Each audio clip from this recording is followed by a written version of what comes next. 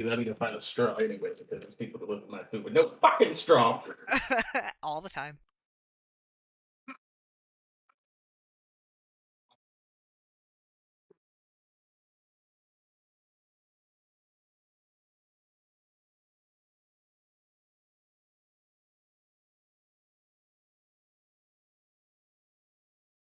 Move this back a little bit. Oh, hello. A straw saver turtle. Fuck that. You don't Hey like turtles? yo, why you killing me, bro? This is the wrong campaign.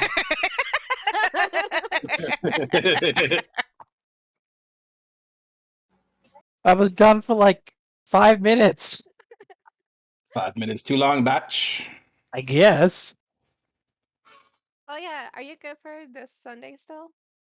I should be. I haven't responded because I'm still waiting to see what my state of mind is going to be because my sister's Yeah. flight out is going to be about 4 a.m. So I may be fucking passed the fuck out. Ooh, yeah. So I No, will I make wanted no, to talk to Rael for once. I will not make any promises, but the asterisk is I should be available.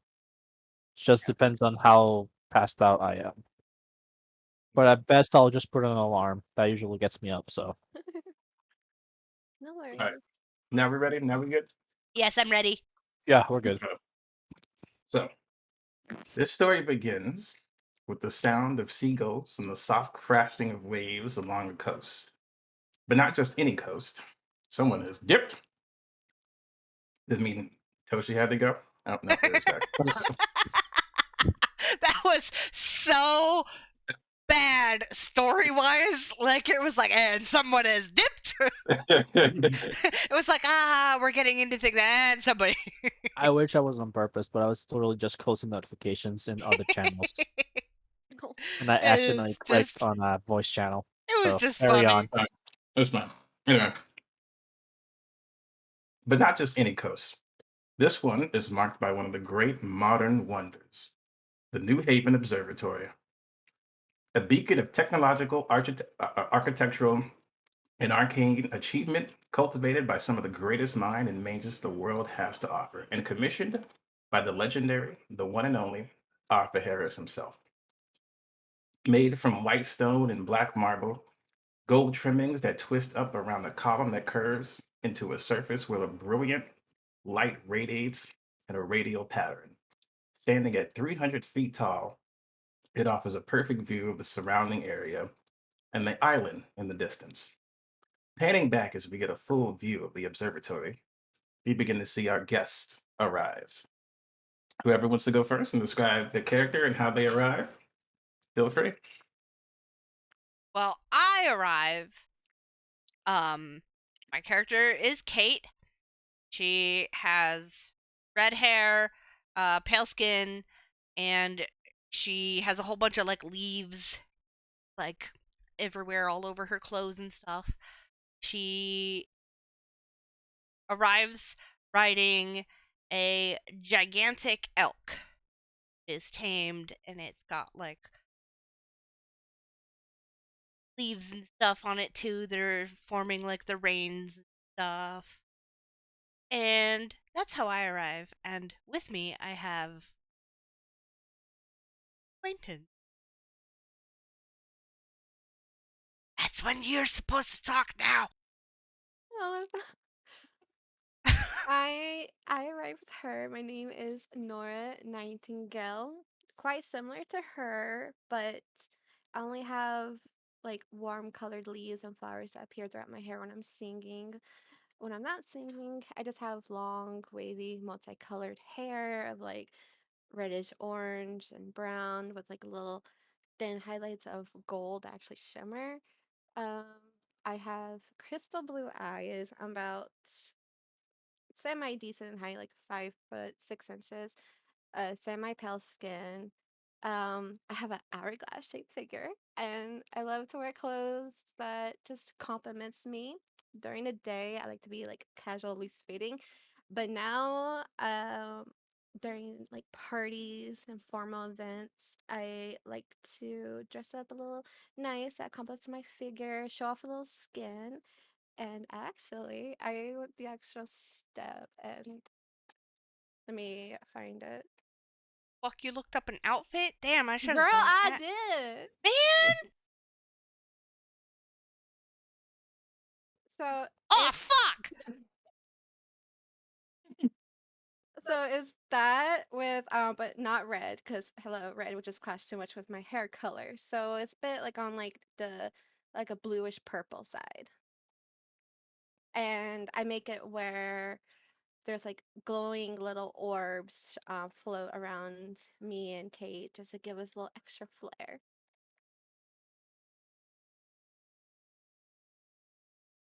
All right, sounds good. Sounds good. Who wants to go next? As you two get off the Elk, just coming. I guess we're coming up like a driveway or something, or the equivalent of a driveway, an arcane medieval driveway. You see Totally a driveway. this a brown-haired halfling arriving in what I can only describe as a steampunk-esque motorcycle.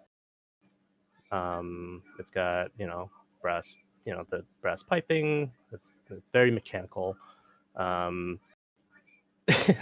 Makes a shit ton of smoke because it wouldn't be steampunk otherwise.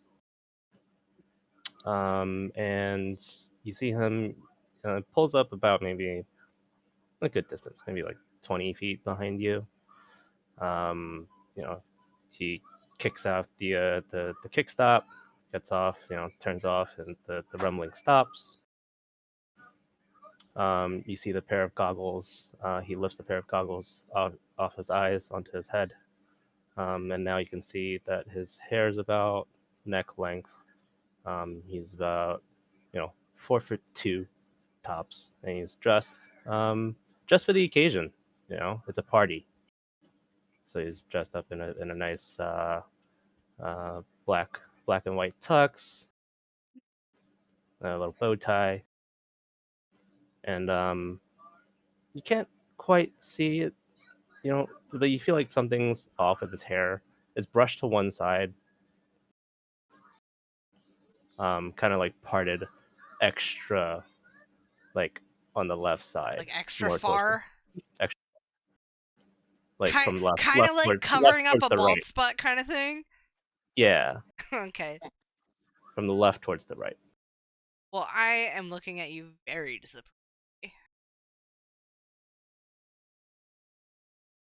As you arrive. Someone said it was a party. That So was we're on a coast. It's amazing. People are starting to arrive, and then you start to hear this bass thumping. God. And then you see, like, you take note of, like, out in the water, there's this ship. And it's like, this bass is coming from this pirate ship. Oh And my- then it rises out of the water and it starts floating. And it's coming toward this place.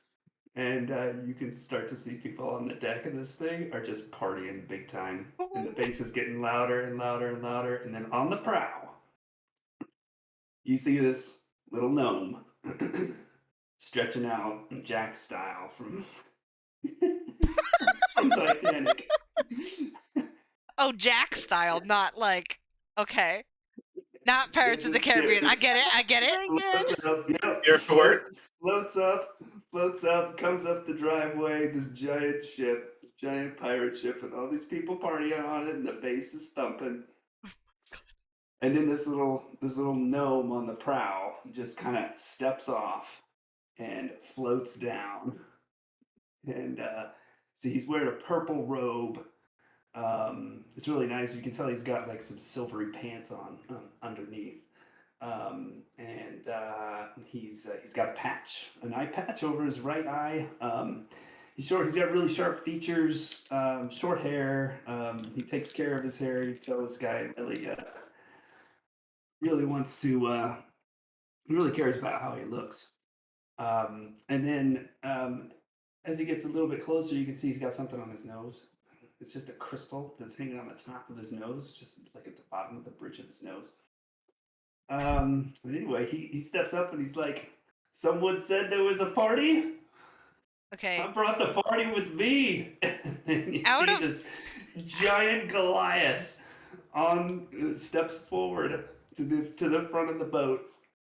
It's this giant ass Goliath in full drag. Oh my god. And starts singing, like, "Ladies and gentlemen, Miss Tea Stepper." Out of character, I really want to boop the nose. Just Yeah. had to I say know, it. right? Had to say it. I'm with you too. And my name is Jacko. And I brought the party. All right. All right. Who's next? Who's going to top that?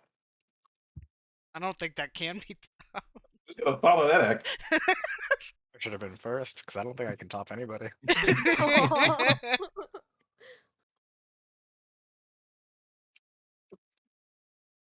Just between me or Rio, isn't it? Mhm. Yeah. Lily, by the way, I'll kick it.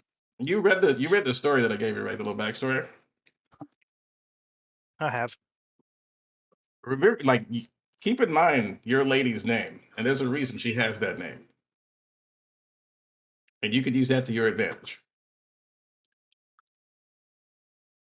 I probably could.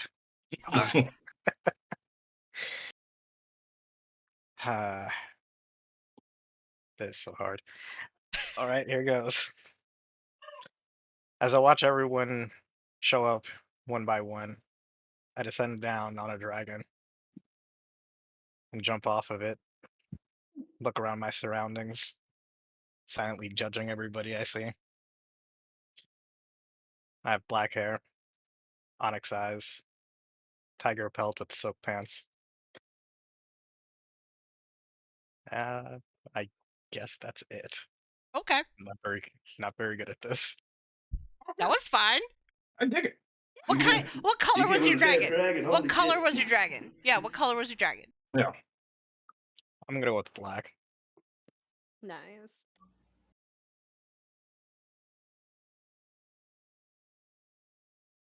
So at the dead end of everything, then comes in a human with a green mohawk carrying a great axe on its back. He has ornamental armor, and from what you can see, it has lion aesthetic on it, or parts of it rather. You can clearly see that this is an armor that's only meant to be decorative, because there is not a single scratch on this armor. But when you look at the person wearing the armor, you see a weathered, battered, beaten, hardened kind of person. So you know that this isn't for show. This is just his nicest armor that he can wear for such an event. And on his waist, you just see a bunch of tools. If you happen to glance closer, you can clearly see that these are all meant for building, like hammers, like pallet screwdrivers, you name it. He probably has it, and he just walks up the stairs without saying or acknowledging much of anything going up the stairs. If you head inside, I quietly follow. When you're going up the stairs of the observatory. Yeah, like I own the place because I've been here before, so I know where I'm going. Okay. As Yeah. you scale up the stairs, and reach the top of this place, it's not quite as you remember it. During the construction of this place, there was the plan of this sort of being a possible form of transportation to the others. Now, when you get to the top, you see that the glyph has been sort of covered up by more architecture in a sense. It's still very visible, but above it now there's another set of stairs that go to the actual lighthouse and telescope that's planted on top. And the glyph that is there isn't active. I tried to hide my giddiness over the construction of this and wait till after the party to properly look at it because I am just fucking excited to see what came out after the initial plans I had drawn. Mm-mm. Okay, okay. I will offer this time up to anybody who wants to ask anyone anything or say something in character to someone else. If not, though, we can move on. Very well then. Um, as you guys scan the horizon, kind of looking around as moments go by for what to do, um, you see the island in the distance, and the island is what most of you recognize. Those who've been here before, Listel, Kate, um, who else would recognize this place? Uh, actually, I think that's it. Listel and Kate are the only ones who've probably been here before. Were we here around the same time as each other? Yes. Okay. Yes, you would have been, but you would have been in two completely different apartments. So you guys Would crossing we paths. recognize each other? Yeah, you've probably seen each Okay, other okay. in passing. Um, but you see the island off in the coast, and the island itself is fairly scenic, right? You can make out some trees along the sandy coast, a couple of small waterfalls along the cliff face. You can tell the island it kind of starts at a low point at one side and rises up to where the cliff face is. What what is curious to both of you is that the last time you were here, that island had a building on it that's not there at the moment. And right as you begin to really consider that, that's when you kind of hear something shifting along the water. Um, you look for a moment, but you can't find the source until suddenly a boat kind of appears out of nowhere. Seems to just fade in from the water. And you can see this sea fairy begin to illuminate and take shape along the water. And the first thing you notice is the two separate pairs of glowing eyes, sourced from the two giant sized automatons that are turning the paddle wheels of the boat and guiding it up to the island, or guiding it up to the coast. And then at the at the head of it, you see another automaton with a little captain's hat, uh, a little peg leg for the full pirate aesthetic. He's got a little automaton parrot on his shoulder, excuse me. And they pull up to the island and kind of rest the boat along the shore. As they pull up, like, hello, me mateys. All aboard if you're going to the Harris estate. Just out of curiosity, like the voice that's coming out, does it seem badly voice acted, or is it like very natural? A little bit of both. When it speaks, sometimes it kind of glitches and it seems to fade and go bad. But you could tell at some point it was probably pretty decent. Corvin just kind of chuckles, and if the automaton says it, the party's that way. Welcome to the Fairy of the Lake. I wanted to call it the Doctopus, but they didn't allow it. So we have the Fairy of the Lake. And I shall drive ye guests back to the island. All aboard! Is it just us? Just you guys, yep. I moved my arm gently around Kate and like I whispered in her ears like, "Are you sure about this? Like, is this safe?" It's fine. This is how he does things. Okay. I'm going to I just slam looked my away. I'm going to slam my hand into the captain's shoulders like, you fucking madman. How the hell did you convince him? Before he responds, further, the Pomatum responds. The Para's like, ah, pain in the back! Oh my god. Pain in the back. It's like, all right, convince him of what, matey? The Oh, yeah. Doctopus? Not the Doctopus, because you already said it wasn't the name. All of this. This wasn't in the plans when I was last here. We've had some more construction along, the years, I suppose. You know how the master is, jumping from one project to another. That man can't sit still if it killed him. Swear to God. Praise All the Lord. right to be. I crack it to the Now, carrot and keep walking in. everyone boards the ship. The automatons begin to spin the paddle wheels backwards, and you are heading now towards the island, which, mind you, still has nothing on it.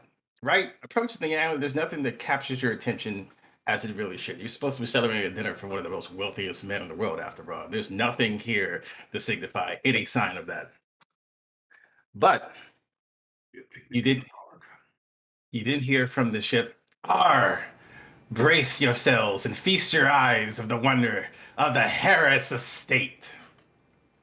From the front of the ship, you didn't see why this ship popped out of nowhere, as this sort of field begins to swallow the front of the ship, going through some sort of arcane field.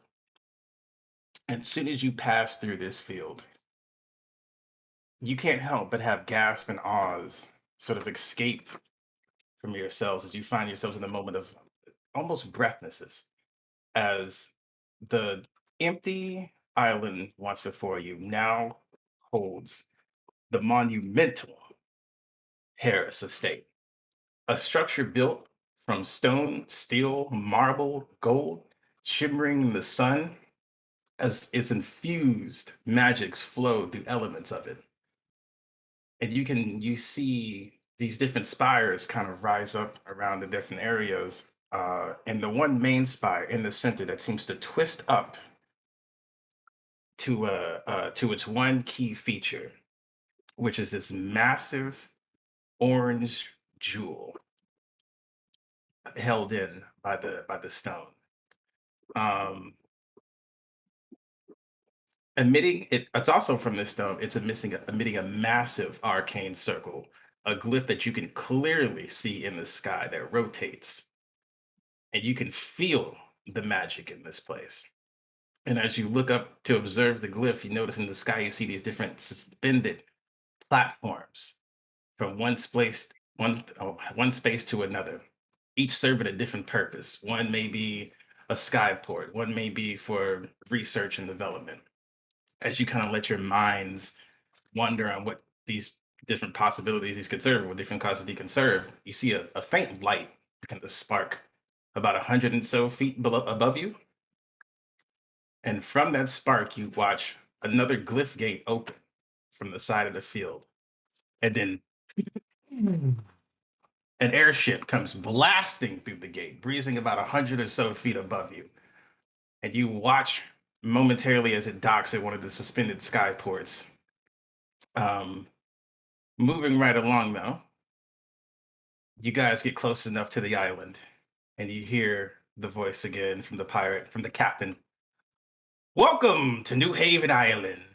Though this has been a brief transit, I do hope it was comfortable aboard the ferry of the lake. Now, I will be here tomorrow to return you to the observatory, so please don't be late unless you wish to be stranded. In this case, it's not my problem."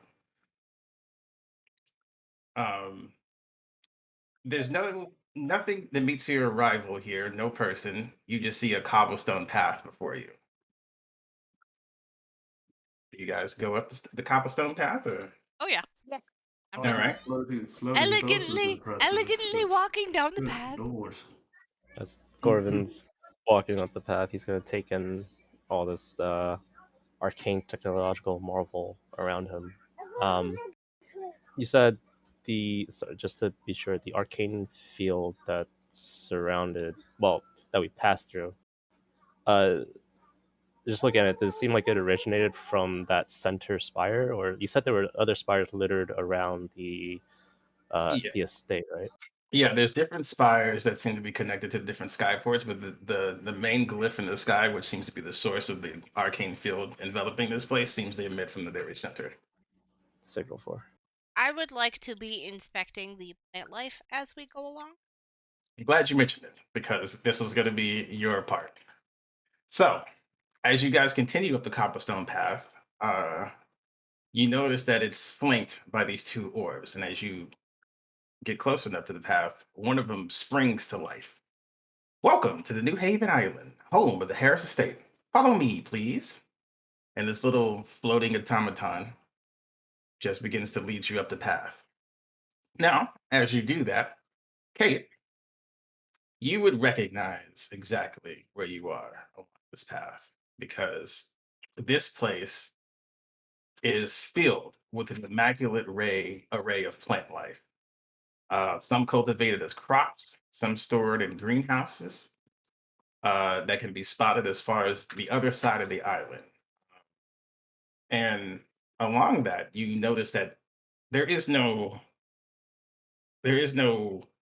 humanoid life out here tending to these plants. It's just automatons that are taking care of everything. But you do see plants that you recognize, some from the Fae, some from the Shadow Fell, some from different planes. Obviously, some that are magical, some that are natural. This place is filled with probably a bunch of plant life that shouldn't be in one space. I want to I really want to check on them and see how they're doing. Like, are they flourishing? Are they getting enough sunlight? They're flourishing. So how are you gonna check on it? Is it like you can investigate, or are you gonna like talk to them? What you gonna I just want to investigate them, I guess. do? Okay. Roll me an investigation check. Hey. First roll. Or a nature check if you're proficient in nature, if you choose to do I'm so. better at nature, yeah. Yeah, do that. 10. 10. Mm. So you're not able to gather exactly what is missing. What does proficiency mean? That I roll with advantage on that, or does it just mean that I don't roll with disadvantage? No, you just get Whatever. additional points. Yeah. Okay. Like you're basically adding your level to the score instead of just it being your Uh. skills. If you look at the top of your character sheet to the right of your stats, it says proficiency bonus.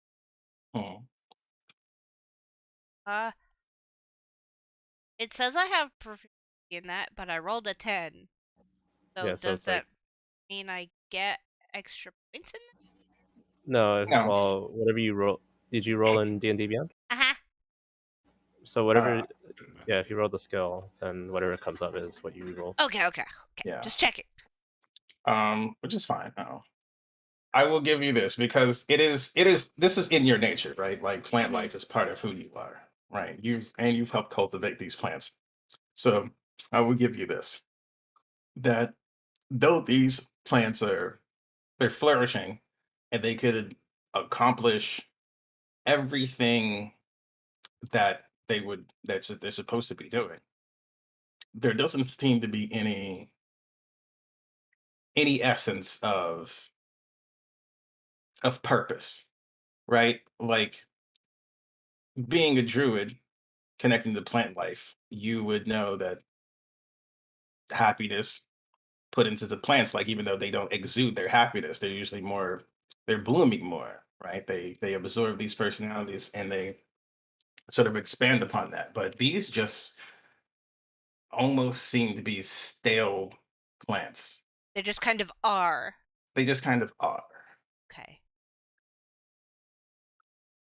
Will Um, there be any plants I might recognize from the Feywild? yeah, certainly. There are definitely some plants from the Feywild here. Mm, Do you want to interact with any of them, or are you just observing? just observing. Okay. Um, you guys continue up the path, which leads you to a set of stone steps that soon as you begin to walk upon, you hear the soft grinding of stone as you are now on a stone escalator that takes you all the way up to the top of the front golden gates of the Harris estate. Passing through the gate, walking now through the magical garden where these are where the more lavish, more rare species of greenery exist, and these are also tended by humans. Um, well, not humans, but humanoids. There's elves, there's humans, there's orcs. Anybody who's in the druid field, who may be a druid, is working here if you observe them. I'm saying hi to a couple of my friends. Yeah, some of them recognize you. Hey, hi girl, how you doing? um, Okay. continue on though. Um, you can see exquisitely detailed not shadows, statues that are used as mere garden ornaments these days. You see a marble statue of an elf general mounted on a reared horse and his sword raised to the sky, his eyes fierce, and you can almost hear the cries of war emanating from him. You see a sundial made of obsidian and gold trimmings and many other different gaudy designs, like an elven castle sculpture made of jade wreathed by purple, pink, red, and yellow flowers. Um, different little trinkets and decorative pieces, but none really encapsulate you like the next one that you see. As you begin to reach the base of the estate, finally, after the long walk here, you see the grandest statue in the garden. A humanoid figure carved out of diamond, blue sapphire and ruby inlays run along the inside like veins and arteries, sculpted very, very pristinely. Um, Within the structure, you can see a heart. Though it is made from solid material, it beats like it's organic. The magical essence flowing and dimming with each pump and pulse. The hand extends up and outwards, holding an orb of energy that has smaller orbs rotating around it, sort of like the fictional picture of an atom in a sense. Similar to that of the Harris, within the center of it, there's a logo of the Harris Provisions. Um, and you can see that this orb pulses in sync with the heartbeat within. And as you take in the details in the structure, you see that a young man, his 20s, firm and determined expression.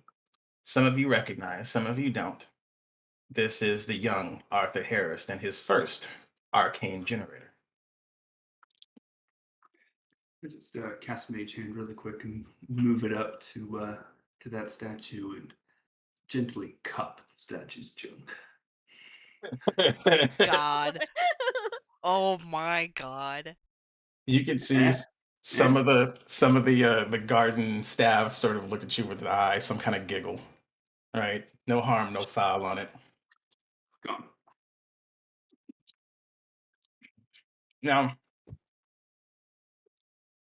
passing up that statue, you finally stand before the massive black wood doors that stand about 15 feet tall. Your automaton guide lines itself to a little orb shaped slot next to the door. And as it slides within, you see it fade away.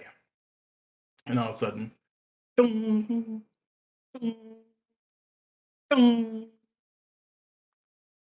as what you assume is the doorbell rings. A moment passes before the doors open. And now, finally, standing before you is the caretaker. Some of you may recognize, some of you may not. There before you stands an elderly elf female. Looks to be about 700 years old, dull blue eyes, beady but gentle, and a welcoming smile. Donning a long, elegant black and white gown with gold trimmings, uh, and these small bells sort of tied at her waist. She kind of looks at you momentarily for saying, "Welcome, welcome to the Harris estate. I am the stewardess and master's caretaker, Amara Loyor. It is a pleasure to receive you all here. Might I have your names, please?"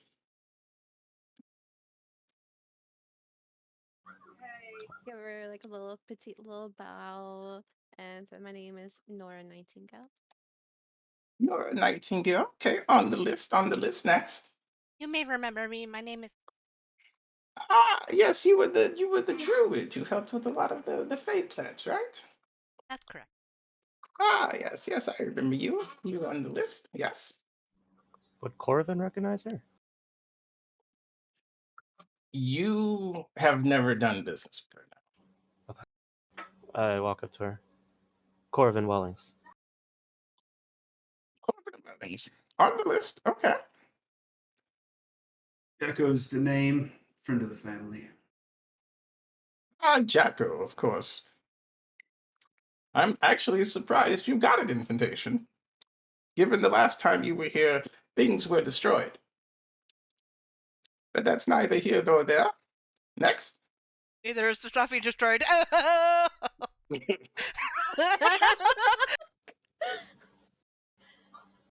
I'm Dragomir. I'm here for. Ah, shit. I already fucked up. I'm Dragomir. I'm here in place for my lady.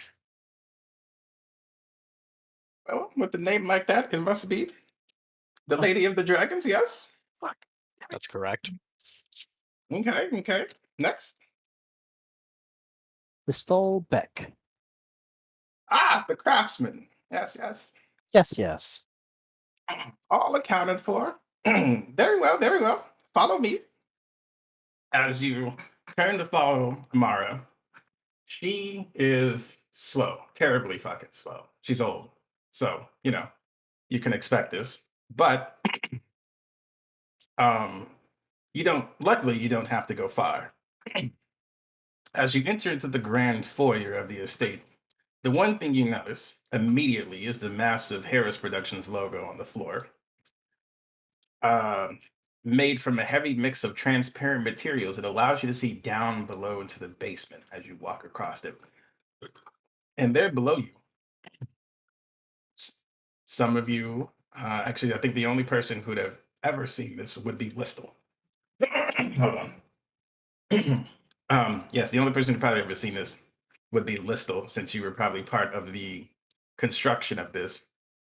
But you see the source of the magic that envelops the place. Down below you, about 150 feet or so, maybe lower, is the much larger version of the arcane generator you saw Arthur Harris holding out in the statue. The statue holding out in the garden. Um, and opposite of where you enter, in the back wall, is the same sort of transparent materials that allows you to see back into the depths of the facility, where all these different employees of all different races are moving room to room, discussing sales and trades and enchantings and supply, shipping and receiving. Smiths are crafting weapons. Mages are working on different projects and enchanting things. And the Mara goes, "This is the first floor where all the production and the shipping takes place. Crafting, cooking, smithing, enchanting, packing, shipping. If you would like a tour, one is scheduled tomorrow early before the boat leaves, giving you plenty of time if you want to. That way you can get a better view of the device currently beneath us. The Grand Star, Master's greatest invention. To date, of course. Who knows what he may come up with in the future, though it's been a while. Um, Anyone curious about the Grand Star?" I just say, It's interesting to see where all the stuff that makes it my way comes from.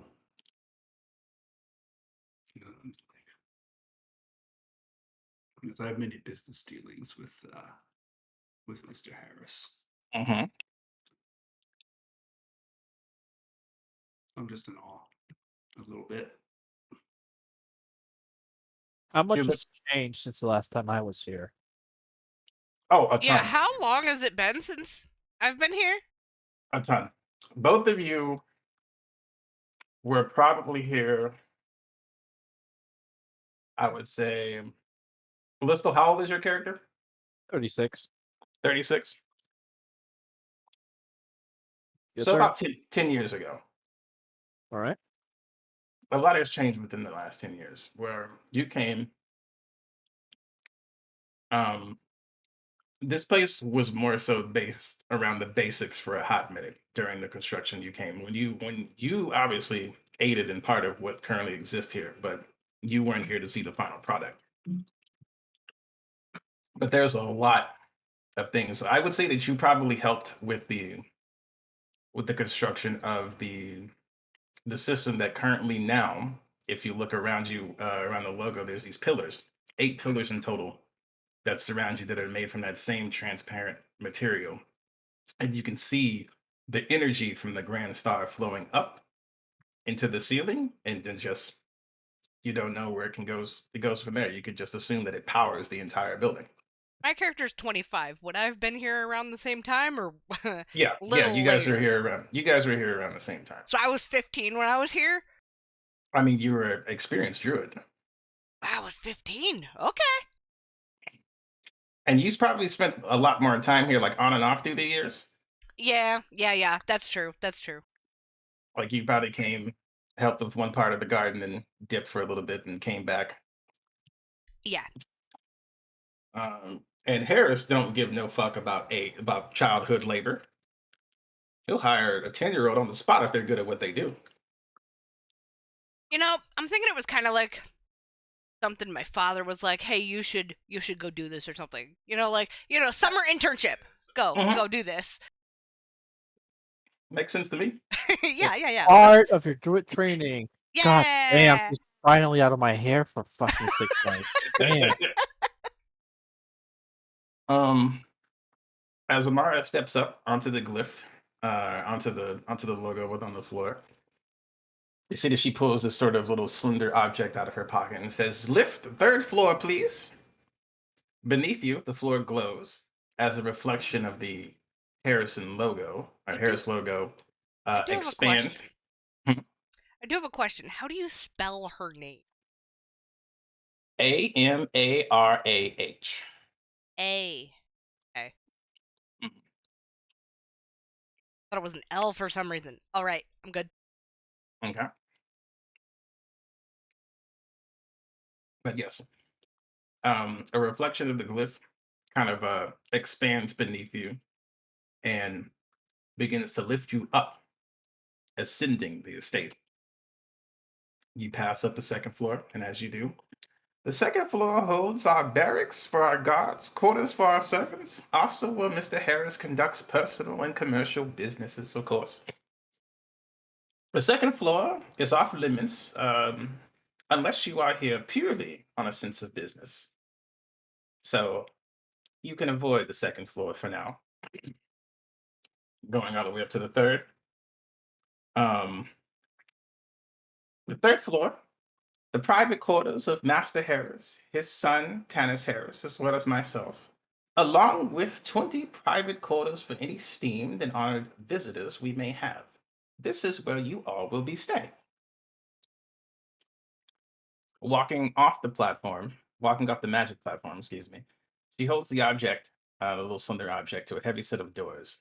And when she does, a little click happens, and the doors begin to give way to a complete change of scenery from what you saw before. Where the floors beneath you resembled more of industrial and sturdy look, this corridor now takes on more of a luxurious look. Lush carpets, a myriad of different paintings and statues and ornaments decorating these walls, and a display of limitless wealth. If you could imagine what Jeff Bezos' hallway may look like, This is Um, what I'm talking about.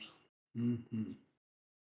To your right, you notice the number of different slender objects similar to the one that Amara was holding on moments ago. And she says, not only does this floor offer comfortable private quarters, but several rooms for entertainment, including the library, a loft, game room, dueling square, fully stocked bars, and a pool.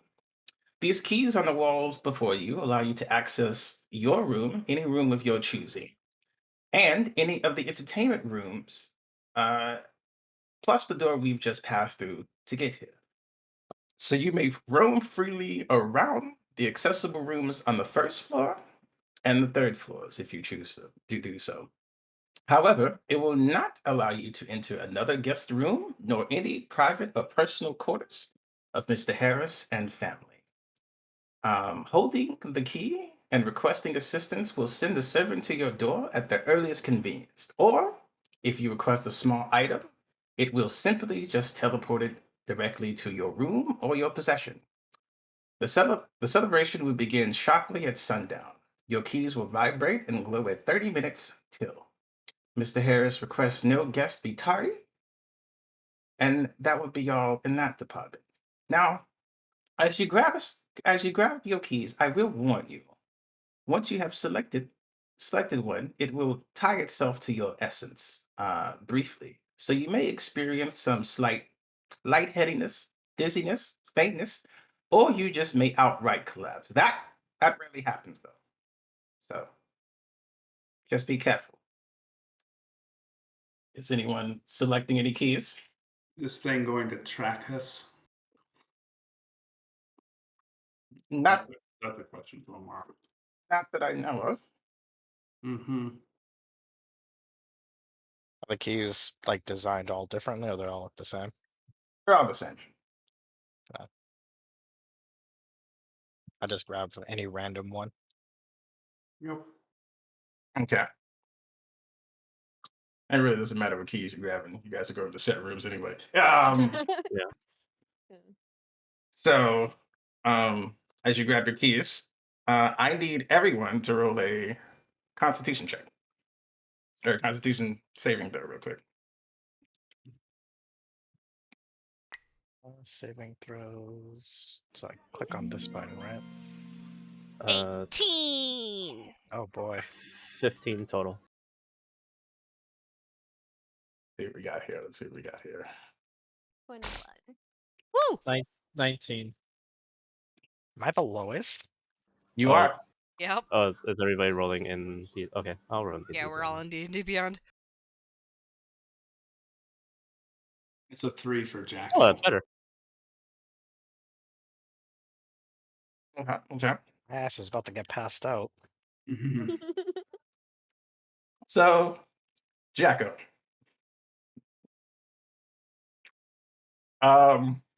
You flat out faint.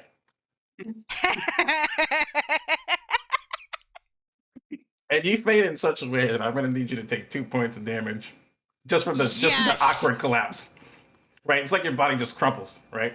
No, please have him like whack his head on something. I mean, there is a little Like- side dresser. Yeah, like he whacks his head on the dresser as he grabs it or something. Just whack his head on the side dresser as he grabs the key. Dragomir, Sorry, go ahead. you just feel dizzy, right? Like you kind of have to hold on to the desk for a second. But for until you rest for the time being, and this also goes for Jacko as well, you have disadvantage on any checks until you take a little short rest. Sexy. All right. For everyone else, for Core, you kind of feel a little lightheaded, right? But other than that, nothing. And then Nora and Listel, you guys are fine. Kate, what did you roll? 18. 18? Oh, you're fine.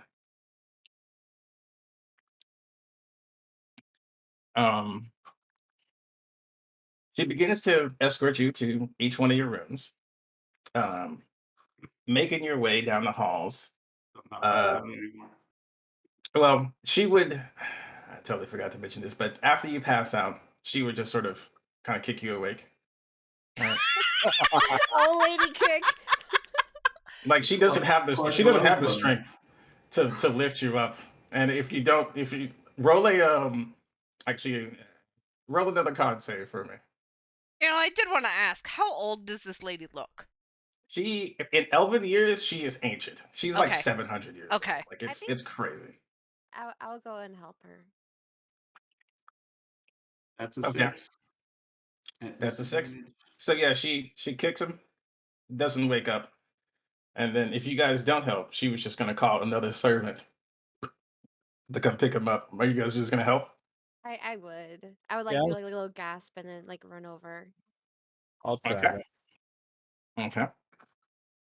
Um, that sucks for Jacko. Making your way down the hall, you come across one of the open doors that seems to be newly settled into. And as you kind of peek in, you notice a high class couple just beginning to settle into their temporary abode. The male looks to be an Earth Genasi. He's got dark, dull skin that looks sort of cracked along the surface at some points. He dons a red coat with golden fire etchings and epaulets. Uh, and what? No, golden fire etchings at first, and then his epaulets on his shoulders seem to glisten with flames. Um, Next to him, the female, a tiefling, which seems like unlike any tiefling you've seen before. She's got a hint of green along the skin, and then she also has these glistening copper scales at certain points along her flesh, along the wrist, along the neck. Um, and she dons a purple laced gown with matching golden floral. Compare that to her husband along the right side. In a weird way, they kind of look like Morticia and Gomez Adams, but not really. They just kind of have that look to them, I right? love that. Yeah. And as you pass by, Amara goes, "Ah, Mr. and Mrs. Chamberlain, I hope you find your accommodations suiting to your liking thus far." She says as she bows. Mr. Chamberlain responds, "Exquisite, exquisite, Miss Amara. However, I was curious," and he's cut off by his wife. "Honey, please, in so many words. I am curious as into the location of your servants. I've seen none wandering these halls, and I have a great desire, as the youth say, pregame on some spirits before the festivities. How do I remedy this?" Um, well, milady, I informed the guest earlier about the key. Maybe you missed the information in your eagerness, but the key will send whatever you desire to your room. Bars down the hall. What did you say? Bars down the hall. Oh God, he's drunk. Drunk, I just was just like out of it from fainting and I hitting mean, my he's- head. I know. To be Motherfucker- fair, He's coming too. he came on a ship that was already pre-drinking. They were pre-gaming already. This is true. This is true. That's why he passed out. He was like, one more drink, but I'll still be fine. Oh, I this will- ain't a drink. He Ugh. was not fine. I will give you the opportunity, Jacko, in your slight drunken stupor, to roll a perception check on the Chamberlains.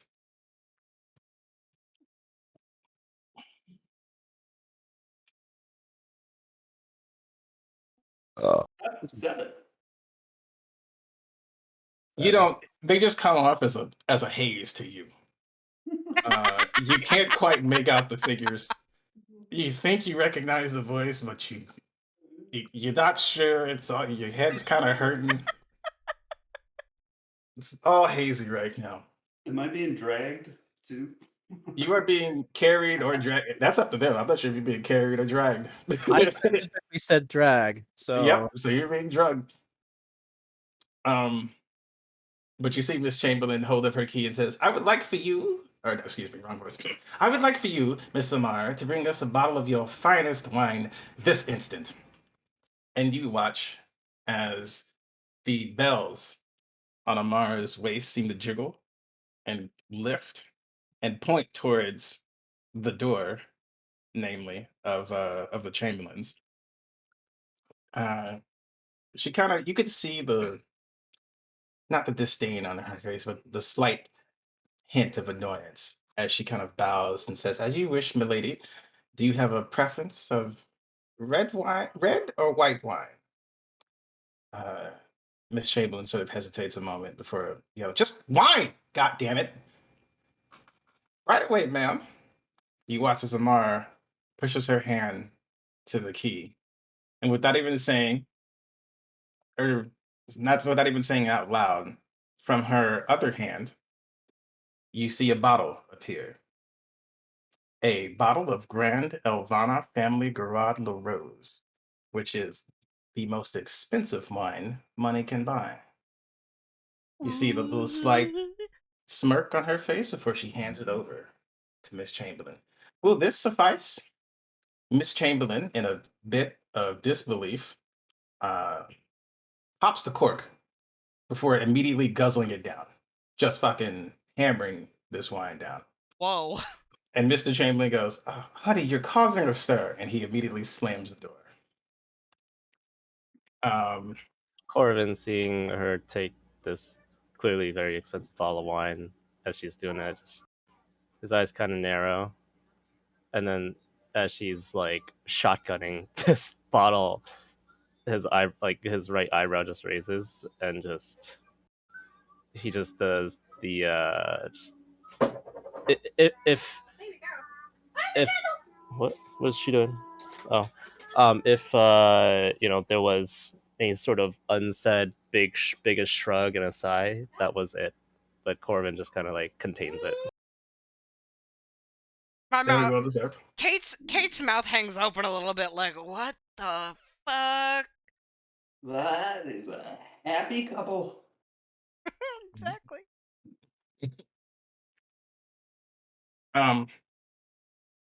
For the sake of brevity, though, you all experience this in your own little individual way, but she guides each of you to your rooms.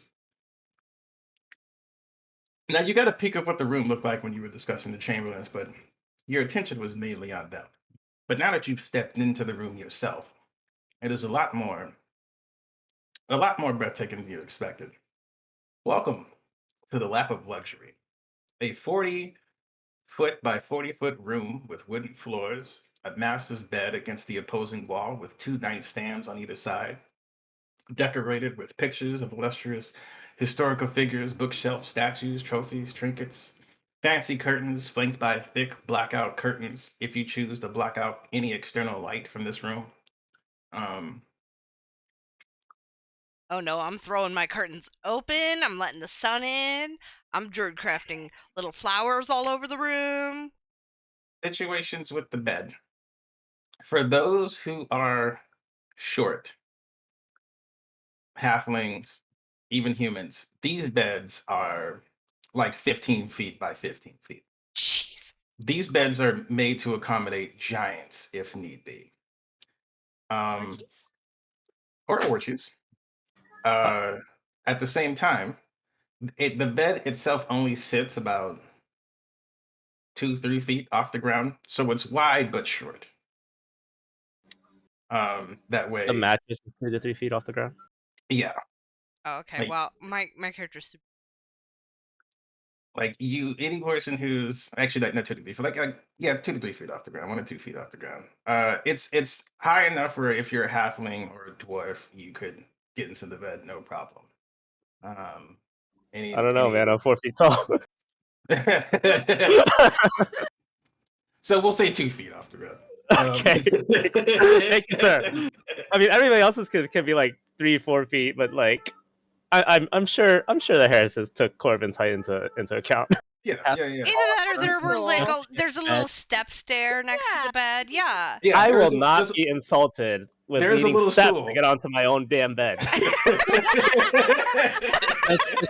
has a servant on all fours just to be as a Yes, step. exactly. Somebody else has to demean themselves so you can get into bed. I'm gonna use the steward. If you choose to use it, there is a stool that comes beneath the nightstand, right? So now I open it up to you. If you have any further questions, I will answer, of course. But you have about 4 hours to sort of set yourself up. You got 4 hours till dinner starts. You may explore the floor. You may take a short rest, which should only take about an hour of your time. You could kill some time exploring some of the entertainment areas. I will say there may or may not be some guests in the entertainment areas. I am leaving my room after I drew and craft a whole bunch of flowers in there. Like Okay. all over the balcony, if there is a balcony. Wherever the window is, I'm putting a whole bunch of flowers there. Um, so like the window on the first floor, you can open and raise it, but there is no balcony. Like each room though has a staircase on the little second floor, where there is a balcony. Well, I'm going up there and I'm putting a whole bunch of flowers out. Okay. Okay. And then I'm leaving my room to go explore. All right. Anyone else? Shut the door. I'm gonna take a quick nap. Okay. Yep, same. Because I'm gonna get rid of that dizziness. Mm-hmm. Mm-hmm. Corvin's gonna close all the blinds. Just look as he kind of observing my room. Am I able to tell? Are these walls are they thick enough where none of my neighbors will really hear what's going on as long as I'm The- talking? These walls are thick. Just between just the size of the room and the gap between doors, you can tell that there's a big enough gap between each guest room that no guest should be disturbed by whatever another guest is doing. Okay, out on my balcony, if I'm like looking over to see another balcony, would I be able to see like Nora's balcony and be like, "Hey, Nora!" Oh, that'd be so cute. You can actually. Interesting part though is sort of one side. If you're across from each other, the right side is lower than the left side, right? That way, both sets of, of accommodations actually get a nice view of the area, right? So you can still see her. And it's only maybe it's like a 10-foot difference, right? Like you can wave and see each other, but you can see like over hers, over her place, and she can see under yours, but you both have a nice Ah. view of the surroundings. Nice, cool. Do I I know want- who's around me? Like who's staying in which room? Did I was able to take note of that? Um, I can ask later. roll me another drunken perception check. And before he falls out. Right? Oh yeah. 5. Woohoo! Oh. Nope. Woo! You got nothing, Chief. He's next to somebody. He just knows there's somebody there. I So want to turn my room inside out just for the sake of admiring the craftsmanship of this entire room. I'm not looking for anything, I'm not investigating anything, I'm just admiring every nook and cranny of this room. The craftsman. The Yes. craftsmanship is top tier. They spared no expense.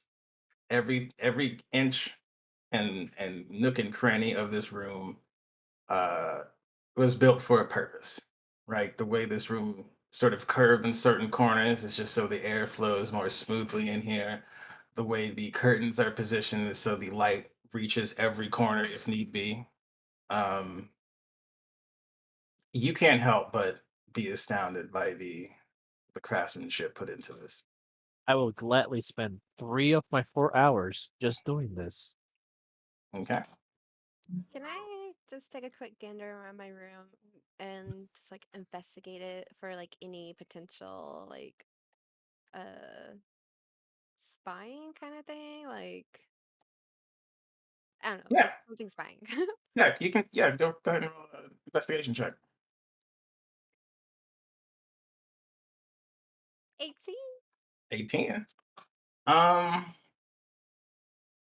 there doesn't seem to be anything out of the ordinary, right?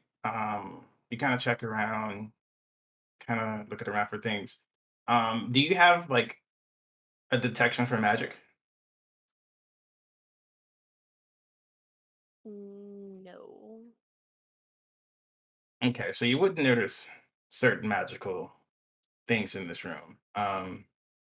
But nothing seems to be put in this room for the purpose of listening in on or anything like that.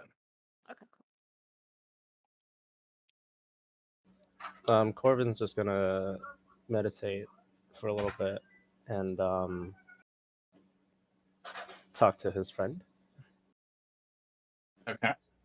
Um, gonna ask him, did you notice anything as we were making our way up here? Anything of interest? Wait, which friend would this be? Zero. Ah, yes, yes, yes. Um, actually, let And me. Oh, I gotta get my dice now. cool. There's a. Do they have a stat sheet? And is it male or female? I'm gonna add that. nondescript. No, no stat sheet. Okay. Well, then I was gonna roll this beautiful little dice. Okay. So they respond to you. I mean, other than the fact that this place gives me the heebie-jeebies, uh, doesn't seem anything out of the ordinary. It's teeming with magic, though, so it's really hard to get a bead on anything. Oh, guess that's the point of this place. Never liked dealing with Harris in the first place, but pays the bills, so to speak. All right. I can see why. This place is gaudy, ostentatious, an eyesore, if I could be honest with you. It's even worse in person than I imagined. All right. Well, Then we'll go. let's make this Alright. business quick and get out of here. Yeah. Coral's, open back up the blinds. I don't think that interaction took very long. He'll No. open back up the blinds and just make it seem like everything's normal. And he'll draw up the steward with the crystal. Mhm. Sorry. Could you direct me to the library? Opening the door, it's not Amar who comes to the door. There's one of them, just a normal servers who comes along the floor, and she's like, "The library is this way, sir." She escorts you down to the north along the hallway, and anyone who would be exploring would find this as well, or who wanted to go exploring. Um, go north down the hallway. You would take a turn until the hallways meet up again, and then goes slightly more north and opens up into a wide entertainment room. There's pool tables. There's legitimate like arcade games, right? But they're all sort of like weird. Like there's one called Wacky Wizard Grand Prix that somebody seems to be playing at the moment. There's a full bar, there's a library, there's a loft, like I said. There's a dueling square that doesn't seem to be occupied at the moment. A what square? A dueling square. Dueling square. Okay, okay, okay. Yes. Um, but yeah, anything and everything you may be curious about, it's probably here. Coral just make his way to what appears to be the library section. He surmises that a family like the Harris estate, no doubt, has countless self-indulgent accounts about themselves and their Sure. achievements. He's gonna just look for any of these books. There is a whole row in the bookshelf. Let me get my phone away from the mic if it's just gonna keep fucking going out. Um, it is a whole row of books that are about the life and adventures of Arthur Harris, and some are written by himself, some are written by others. Um, some you can tell just without even looking through the book, you can tell is an exaggerated work of fiction. Um, anything you looking for in particular? Particularly their feats of arcane engineering, things that they're really proud of, things that they're using now, even.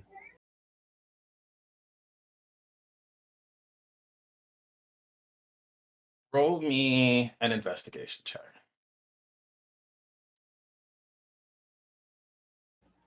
Hmm. 11. So you find something along the lines that you are looking for, right? You do find a book that goes into the details of certain arcane engines that Arthur has instructed or constructed through the years.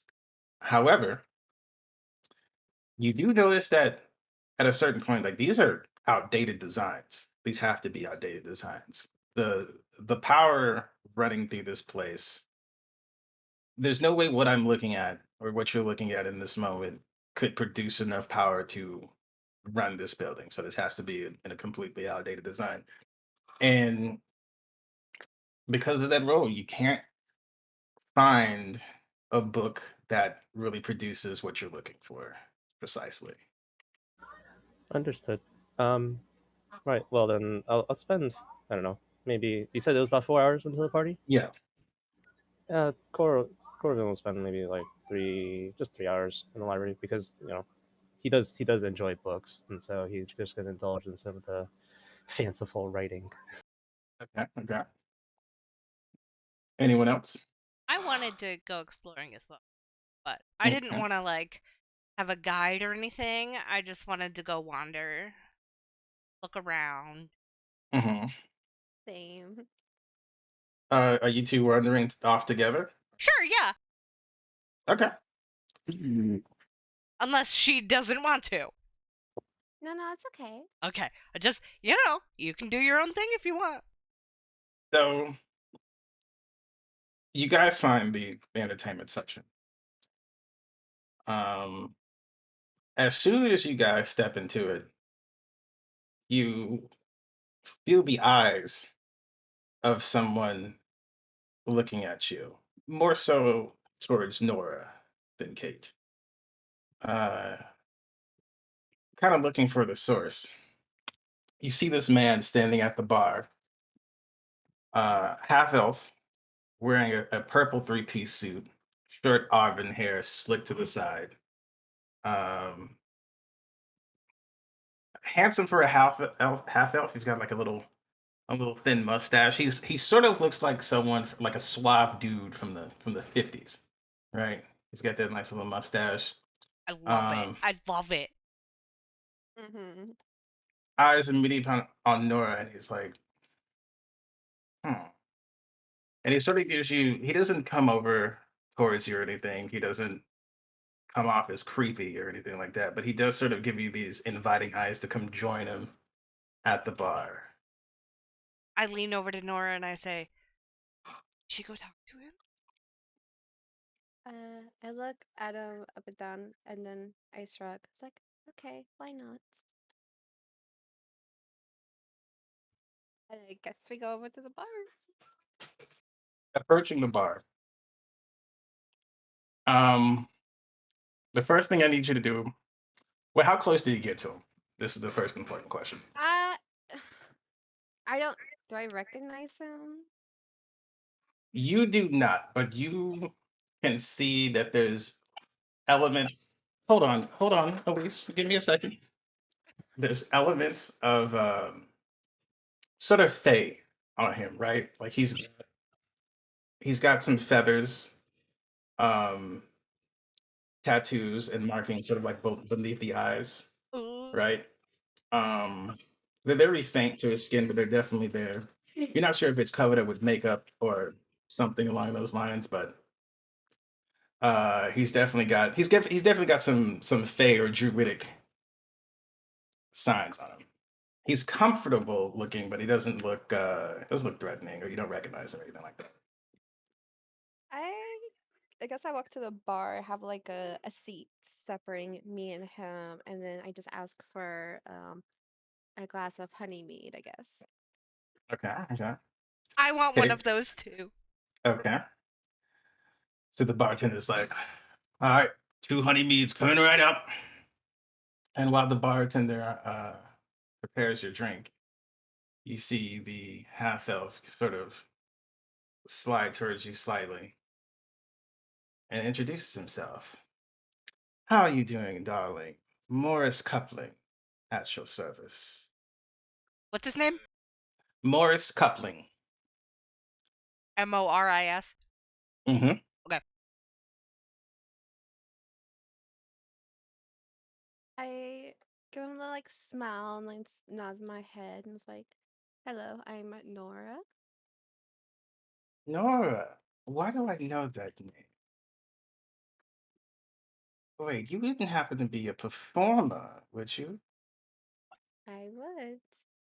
I Oh, turn to sing at certain events. as you sort of say that, now his attention is on you, right?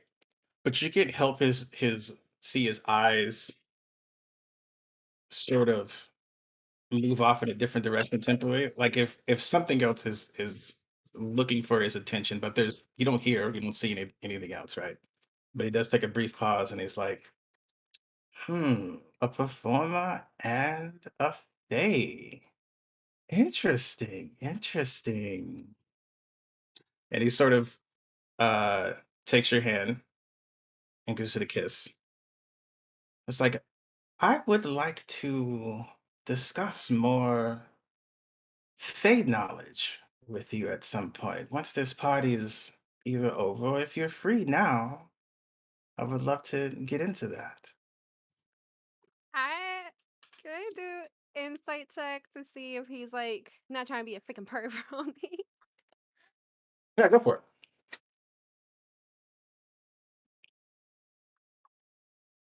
Oh my gosh, where is it? 18.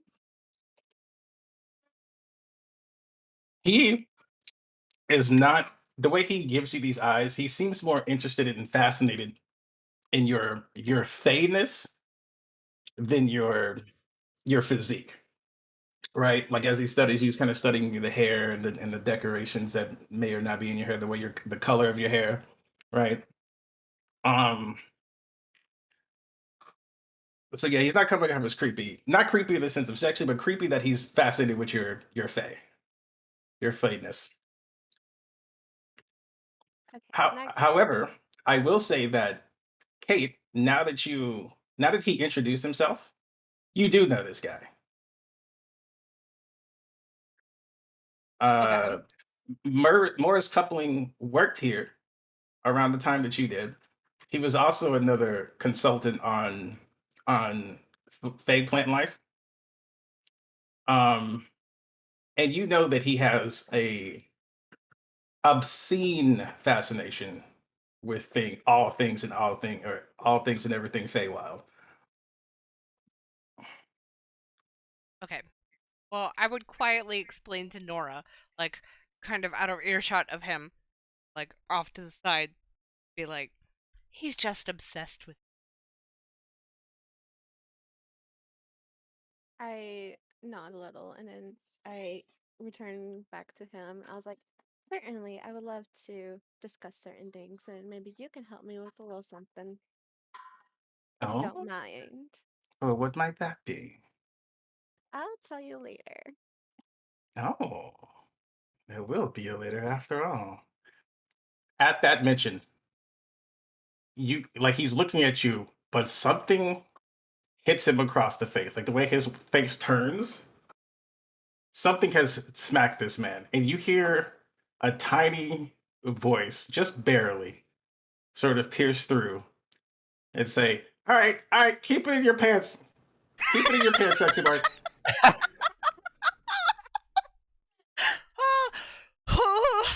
I hug Kate's arm and I just kind of like giggle in a little her direction. Yeah, I'm over here giggling because I'm assuming I know what that was. You would. You Yeah. remembered when he was working here, he had a little sprite that would have followed him around, and his sprite is jealous. Just a jealous little sprite. So it's Tinkerbell and Peter Pan. Yes. Yep. And so as he kind of rubs his cheek, you begin to see sort of the sprite form on the bar. And she's like, no, there will be none of that. You will keep it in your pants. I am the only thing. Amazing. I am the only thing you're allowed to touch, okay? He's like, "Oh, I can't just flirt curiously. No, not at all. Denied. I try not to Right. burst into laughter and I kind of just like look at Kate. Yeah, I'm trying really hard not to laugh. um, you see, they kind of bicker a little bit, but then after a while, he's just like, look. I'm not trying to make you jealous or anything. I don't plan on sleeping with them. They're Fae. I love the Fae. What? I can't help myself. Why do you think this even happened in the first place? I need you to feel comfortable with what I am in order for me to. I mean, I'm not going to change. This is just who I am as a person. So, and she's like, "All right, I have my eye on you," and then she just like blinks out of existence for a second, and he looks back over to you. I do so apologize about that bit of business. I smile and just go, so how long have y'all been together? Um, who even knows at this point? It's been too many years. Would And I then know she's would I know his sprite's name? um roll me roll me a history check. It's not a high DC. 11. You know the sprite's name is Rowana. Oh, I've missed Rowana. She hasn't gotten any better. Still jealous, still angry, still not fun. And then you can see why as he says that, like something just she just pulls at his collar. All right. I'm sorry, I'm just poking fun of you. But back to you. I giggle a little bit and then I say, "It's good to see you again." And you too, Kate. Come a long way, haven't you? Where have you been all these years, by the way? It's been quite little years since I've seen you. Oh, I'm kind of everywhere. I just go where the wind takes me. Can relate to that. And your friend here, Nora, have you two known each other very long? About 2 years now. Oh, Yeah, we met at an event. Actually, one of the events I was singing at, and we just kind of clicked. didn't tell me you were getting close with more Faye. I Well, it find, was after my time working. hmm, perhaps that's my fault for not keeping in touch. Really, I tried. I'm constantly trying to find my ways around and about myself. Um, To your credit, I may have been a little bit hard to find.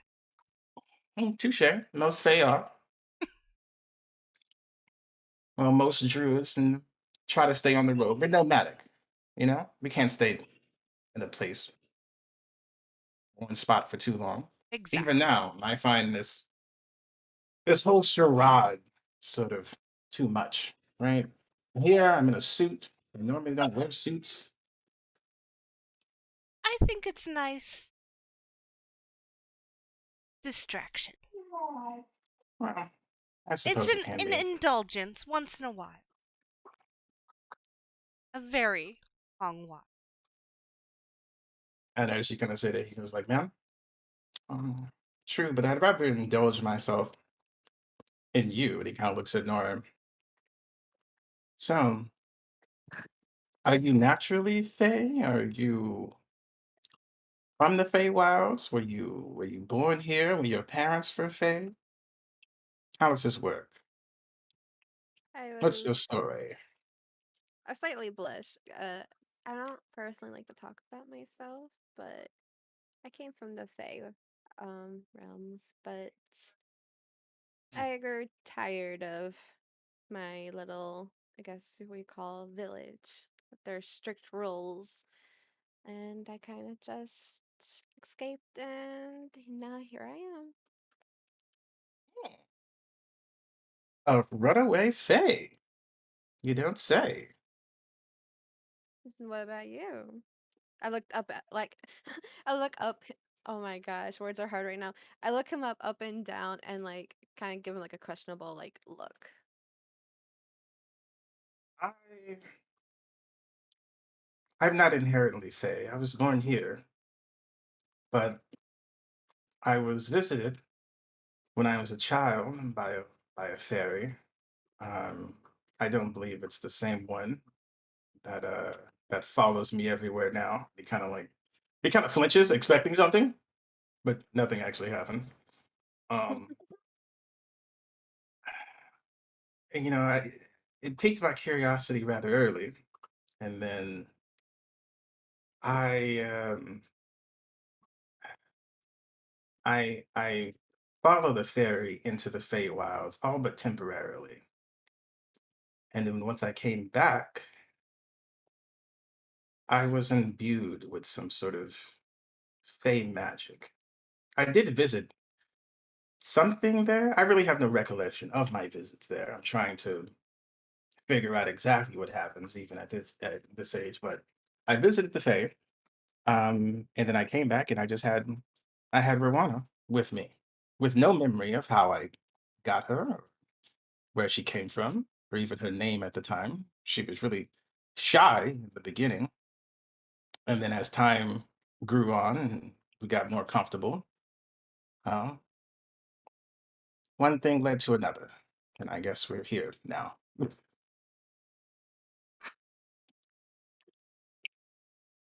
I look away slightly and kind of just glance at Cade and look back at him. I was like, that was a cute love story.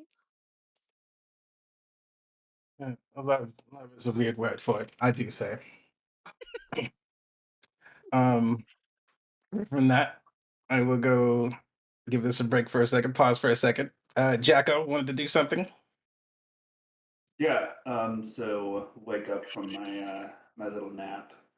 Mhm. Quick question: what time is it? You took a nap for about an hour, so you got about 3 hours left till the dinner starts. So it's about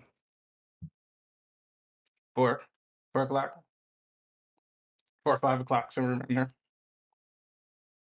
All right. So wake up, and I'm pretty pissed.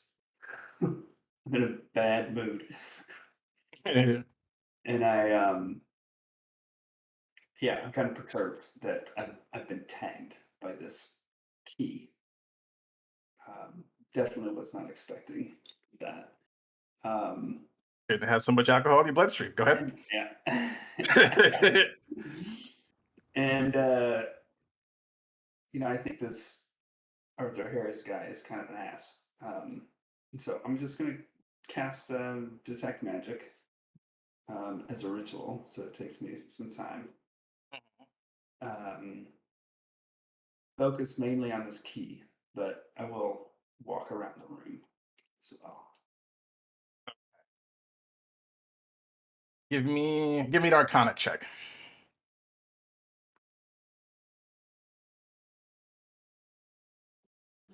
21. Hey, now give me a second,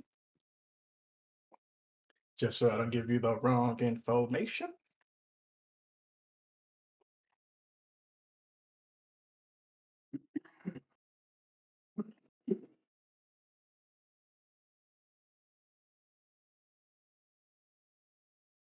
You still hear chewing from my hand? Don't judge me. I'm fat, Wait, but let me know. see that you're already been judged. Damn. Um, so from this key, you sense a combination of two different magics. One obviously is divination magic. Um, it you're not scared from it or scared by it or intimidated by it or anything, but you do know as long as this key is tied to your essence, they can in fact keep track of where you are inside the mansion. Now it could be just for your safety. It could be for when you call the servants, they know exactly where you are because you could be anywhere when you call for a service. But this does keep track of you. The second one, you're not quite sure, but you because you have no experience with it, but it could be an element of blood magic?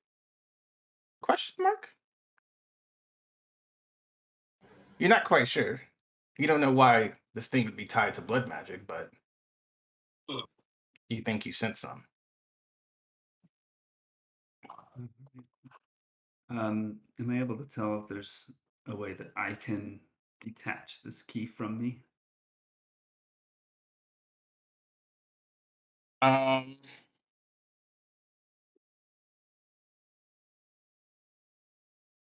roll me another Arcana check. 13. 13. So you would know that there is a way to detach this key from you. However, you would also know that detaching this key from you currently might lock you inside of this room. Sensing the magic in this place, there's not one person in this establishment that doesn't have the key tied to them, whether they're servers, whether they're soldiers, whether they're kitchen staff. Like everyone has a key tied to them for a reason, for a purpose. I don't sense anything else from around the room. No, I mean everything in here is sort of everything is sort of imbued here with a basic element of sort of like mending magic, just in case stuff breaks. Everything will mend back itself in due time. Um, but it doesn't seem like any complex magical essence in the room. Cool. Yeah, I'm just gonna splash some water on my face and then go find a bar. Good. I'm glad you're doing that. Washing your face, splashing your face, heading into the entertainment room. You see someone you immediately recognize and someone you don't. They're both playing pool. One of them, pull my notes back. One is a dwarf female. Um, she dons the gown of a merchant, right? And in her beard, she has different coins and trinkets, all gold, different chains and sort of decorative up to the piercings that are in her ear. She's got a couple of eyebrow piercings. She has no piercing. Now, you've never seen this person before, but I will give you the opportunity to roll a what would this be? Roll a history check. 7. You are You rolling can't so you good. like you think the name could be on the tip of the tongue. You know you should probably know this person, but you can't bring the name up. However, you do recognize the elven male, not elven male, excuse me, the halfling male. Come on, Elise, give me a second. The halfling male, uh, who is in the same business. He dons sort of a merchant's gown. He's not as gaudy as the dwarf is, but he's got a nice red coat, uh, sort of down to the penguin tails. Right, he's got some penguin tip shoes, some pinstripe pants. You recognize this man as excuse me, and you're gonna have to correct me if I'm wrong on this because I did steal this name from you, but Dron Maywind. John Mayenwine. Mayenwine, yes. Sweet. Walk up to this guy and with open arms. Dron! Hey, Jacko! Right What are where you I doing thought I'd here? find you. What are you doing here? Got an invitation. What can I say? You get invited to the richest man's house. You go to the richest man's house. I honestly did not think they would ever give you an invite to this place again after what happened last time. We almost tore this place up. You took all the blame, but we almost tore this place to the fucking ground, right? I swear to God, someone must have done a modified memory spell on me because my official story is I remember nothing. Yeah, look, that's the best way to go about it. Am I right? Yeah. What are they serving up in here? Anything and everything to your heart's content, man. The bar is open if you feel like it. You go back there and grab something. You can tell the bartender to get you something. Nothing's off limits. It's a celebration. It's the man's birthday. Yeah. That's what I came here for. Awesome. And who might this be? I'm just kind of turning my eyes to the dwarf. Oh, this is Thorsman. Thorsman, meet my friend Jacko. Thorsman, she extends a hand over to you. Let me find the voice. Hi, Jacko. I don't believe we've ever had the pleasure of meeting. Sadly, no. But I've heard many stories from Dron here about how you used to party. Oh, Okay. God. Give me Used one to. second. I'm sorry. I gotta hand it over to this pussy. All right. Puppy being puppy.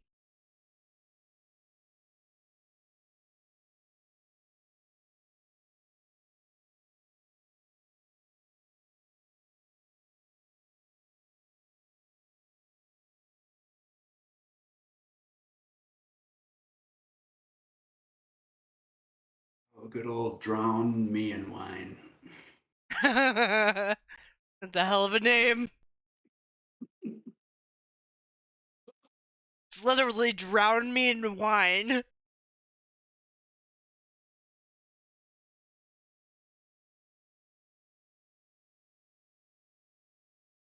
Doesn't sound like a bad way to go. Nope. All right, puppy's outside. Good yeah. I forgot where we left off. Thorsman saying something about hearing stuff about me. Aye, yes. Word through the grapevine is you know how to party. Hells yeah, I do. Brought the party boat with me. Oh, did you now? Can't wait for the festivities this evening. Then we can really see who's going to party. How did you and Drawn meet? We're both in the same line of business. I'm a merchant. He's a merchant. Should be competition, but sometimes you just find the merchant that you can really rely on that isn't trying to fuck you over at every nook and cranny, huh? Hey, I don't know about that. Looks like we're three of a kind here, then. Thick as thieves, eh? I need to be in this line of business. Great. I've made a new friend. Real quick, I need you to roll me an insight check. He is not your friend. Womp, womp, womp, womp.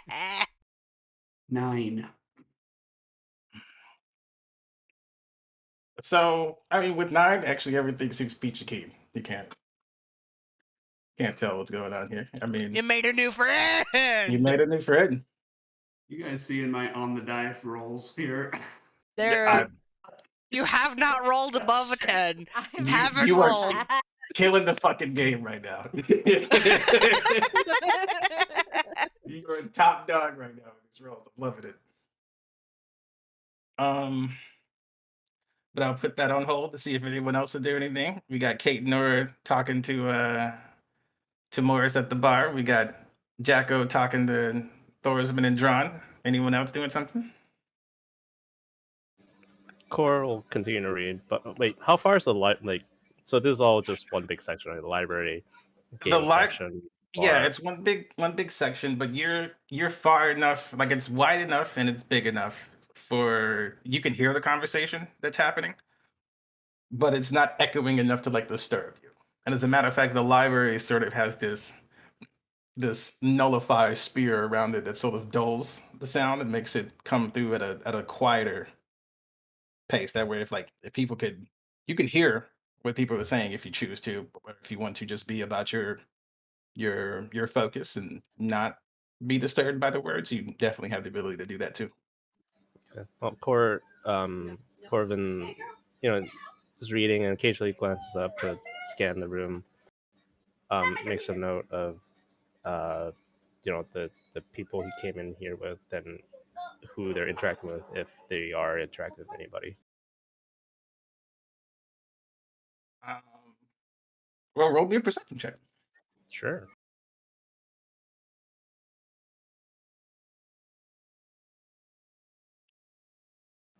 Yeah, 14. 13. The one obvious thing you could tell is that there's this half elf that seems to be attracted to this. What is your race again? I know it's not human. Elytron. Yeah. No, yeah, the Eldrin. Yeah. So there's this half elf that's attracted to this Eldrin. But you can't tell for what. There seems to be, these three loudmouths by the pool table that are just sort of drinking and bonding. But can't really gather too much for it. They just seem to be really good friends from this perspective. Okay. Corvin will chalk it up to just usual bar flirtation and good friends catching up. Continue reading. Listel or Dragomir, you guys want to do anything? I'm gonna keep doing my thing, but I do want to ask you something for clarification based on what you told Jacko. These keys and this whole system, was this already in place by the time me and Kate, since it also applies to her, were here? You were here when there was a primitive version of this, and I'm going into the lore. You were here when these were talismans. Ah. So would we recognize kind of what this is then? Yes. Okay. That's where I was getting at. So continue. I forgot to mention to Core. There's one guy that seems to be by himself in one side of the room who's playing one of the games. He's playing what is it? Wacky Wizards Grand Prix. And he's having the time of his life. He's a little halfling dude. He's kind of got like stringy, slick back brown hair tied to a ponytail. He's got glasses on. He looks too old to be playing video games, but the joy this man is experiencing right now, you couldn't tell. I'll look at him, I'll smile. Kind of chuckle to myself. Oh, he's too enveloped in the video game to even acknowledge that he is in the zone. I'll drop the book, and this old guy seems really interested in this game. I'm gonna do that thing that you used to do in arcades. For anybody that's old enough to remember arcades, where you just kind of hover behind the guy, see how he's doing. Oh yeah. Oh, he picked Ken. All right, let's see if he knows his basic bread and butter combos. As you kind of get closer to He's him, fucking playing Mario Kart in there. you don't know how right you are. It is a Mario Kart variant. Yes. It is Wacky Wizards Grand Prix. He is racing around this cart. He is killing it. He has to pick up these little red blue or green orbs that do different things when they're fired. There's Wizard Castle. There's Chromatic Road, and he is racing around, and he's like I said, he's having the time of his life, and he's Chromatic Road. and at a certain point, like after you finish the race, he kind of looks up and notices you. It's like, oh, I'm sorry, I didn't see you there. Did you want to play a match or two, good friend? Well, I don't know your name, good friend, but this game has got me feeling rather giddy. Everyone's a friend. I'm sorry if I come off excited. I rarely get the time to play video games or any games at all. The master constantly has me working on something at all hours, and this is the first day I've had off in what seems like a century. And oh dear God, the wonders of a video game. I could get used to this. Do you want to play? No worries. You're enjoying yourself. That's fine. It's a party. My name's Corbin. What's yours? My name is Valos. What? Huh? Sorry, can you say that again? Valos. Vallos. Vallos. Okay. Well, Valos. I can't say that I've really played this game before. It's You know, quite it- wonderful. Wacky Wizards Grand Prix. You race around the track. You pick up these little boxes that have these different colored orbs, and you have to sabotage the other races around the track, right? And you can if you hit the brake and the gas at the same time, you do this little hop drift. It's crazy. I know, unique to only this game and this game only. Oh, you're drawing me in more and more. Sure, yeah. What do I do? I just sit in the seat next to you. Do I sit in your lab? What would I do? He's just right here, right in the seat next to me. It was my lap. I don't know why you would suggest that, but it's right in the seat next to me. I wasn't Everything's sure. free, so you could just press start, and we would be in the same instance. Oh, okay. I'll pull up the seat, and I'll hit the start button. I'll put my it's free. I'll hit the credit button, and I'll hit start. You join in. You have a selection of wizards to choose from that I'm not going to explain the whole list. You guys, you guys start off to the races, and I need you to roll me. I'm gonna pick. Corvin will pick the character most closely resembling Bowser, with a motorcycle vehicle. Okay. His name would be Broser. Bro. Let me do it. I will change that to Bowser. Okay. It's totally this bro wizard. It's like a straight jock wizard that you usually don't see in real life, but this dude is fucking stacked, and when you pick it, it's like, bro. Oh, so he's Dom Mazzetti. Okay, he's Dom Yeah. Mazzetti. Okay, He's so literal Dom Mazzetti. Okay. what you literally gotta do is select it, unselect it, select it, unselect it, select it, unselect it. So it keeps saying it. Like like Thancred, okay? You gotta do Bro, it. Yeah. Just this jacked and stacked wizard on a motorcycle, and he's like hunched over on the motorcycle. He's a little big for it. right. But yeah, that is your racer. All right. And then, am I in charge of picking the map? I do find that the Chromatic Road is the best one yet. Rainbow Road. You know, I completely trust him. All right, Chromatic Road, you go. My wisdom's a -1. I'm not very smart. I'm not a very wise man. I trust him. Woo! Boom. This man is now going to use his, because this is the first day he's ever played this, his brief experience of playing this the entire time against you on the hardest track. I would say give me, what should I use here? Give me an acrobatics check at disadvantage. All right, here we go.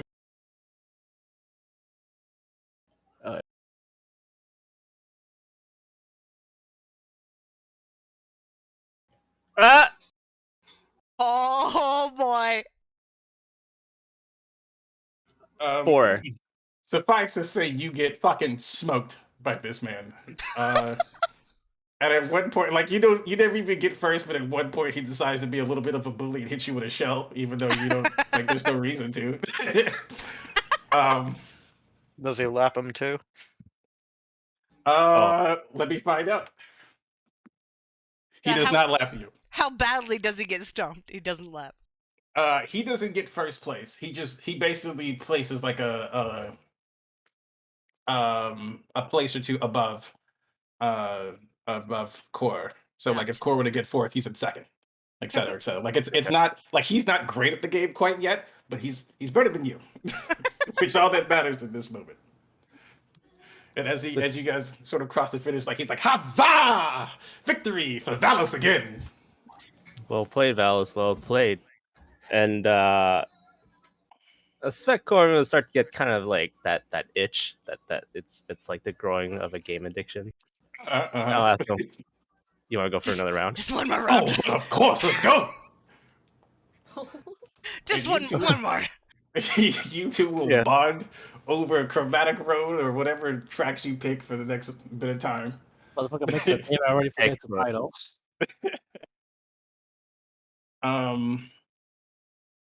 Dragomir, anything you want to do in the time? I guess I'll be boring and head to the sparring ring and practice my katas while waiting for the event to begin. So once you get out there, well, walking out to the ring, um, no one would have noticed it because he's sort of hidden off and to the side. But you find Mr. Chamberlain out there. He's just sort of sitting by the ring. And as you kind of come out and practice, Rex, you roll me a perception check. Let's see how long till you notice him. Where the fuck is that located? Oh, there it is. Why am I? What? You were out there practicing for a good 10 or 15 minutes, and he is studying you the entire time. Before he actually speaks up. And he's like, another fellow fighter. Though your moves could use a little bit of work, I'm sure. You know this already, though. I just glare at him. Oh, no need for the hostility.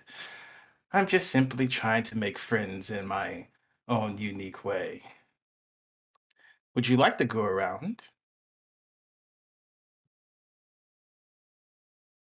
I look deep in thought for a bit. Sure, why not? I just want this thing to be over with. It will be good to pass the time with. Yes. To pass the time would be fun. I So initially, I'm going to have you roll initiative. So roll me just for initiative. We're not going to do the whole fight here, though. And let me see if I can even. Actually, no, I can just look this up. Fuck is my initiative? And stop messaging me on Facebook, bitches. We use Facebook. I use Facebook Messenger, and it's a sin right now. Facebook is gross. I don't use Facebook. Yeah, I just have friends on Facebook Messenger that are just constantly talking to each other. Ah, okay. Well, he gets advantage on his initiative rolls and rolled 2 4s. Now, um, give me what is your strongest attack stat? Would that be like dexterity or something? Yeah, would you go with athletics or acrobatics? Oh, acrobatics I think is higher. Okay. This is going to be a basically a competing role to see who wins, simply. Um, you have to beat a DC of 22. So I have to just click on the acrobatics thing. Yes. Damn. So it's not a violent, bloody fight. There's a lot of exchange of blows, but I will start off in this instance that you use your fist, right? Yep. You are very rarely do you come across a person who seems to summon a fucking halberd. Is it a halberd? Or is it a glaive? Make sure. Where is my weapon? Yeah. He summons a halberd from thin air. And he goes into his stance. And giving the closeness of these competing roles, there's a lot of exchange of blows. Right? Nothing to do a lot of damage, a lot of just peck damage that can be basically be healed by the end of the night. But at a certain point, this man sweeps you off of your feet and drives the halberd not into your throat, but into the ground right next to your throat. It would have been a killing blow, but nothing, nothing, nothing deadly to you. Nothing, no damage to be taken from it. He just kind of looks at you with that sense of like, I beat you on his face and sort of gives you the smirk and then doesn't bother to help you up. He just walks away, having proved his point. But as he does walk away, he sort of kind of looks back over his shoulder and is like, at least there is someone fun in this establishment.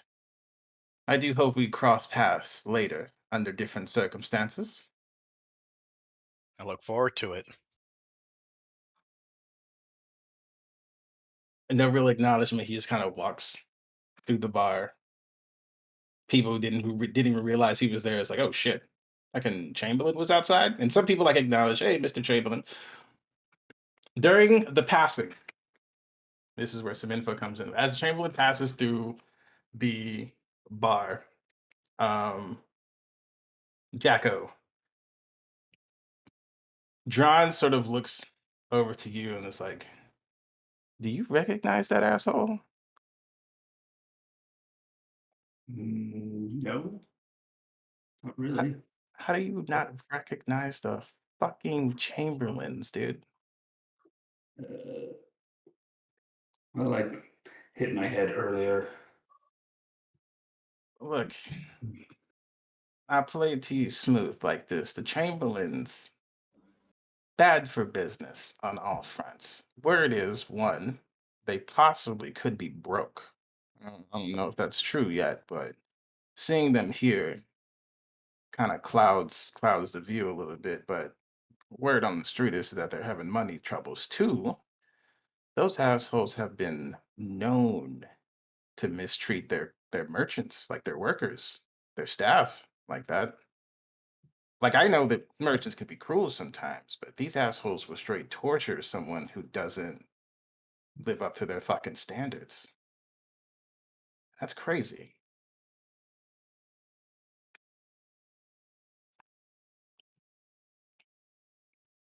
I mean, if it's excessive. I mean, I've never seen it. It could just be just a rumor, who knows? But I've heard people. There's people that I've known who've gone to work for the Chamberlains, man, gone without a fucking trace. Well, that's not good. Right? That's not good at all. Hmm. Um, what you got anything else, Dad? I was, just gonna like lean in closer and say, do you know what's up with these fucking keys? Oh, yeah. The keys, I mean, they give us access to a lot of shit in this building, right? If I wanted to, if I wanted to summon a bowl of banana pudding, he puts one hand in his pocket and then like his left hand holds out. And as he says banana pudding, like a small bowl of banana pudding just forms in his hand. Then I can get some fucking banana pudding if I wanted to. And he begins to eat the banana pudding. These things can track you, man.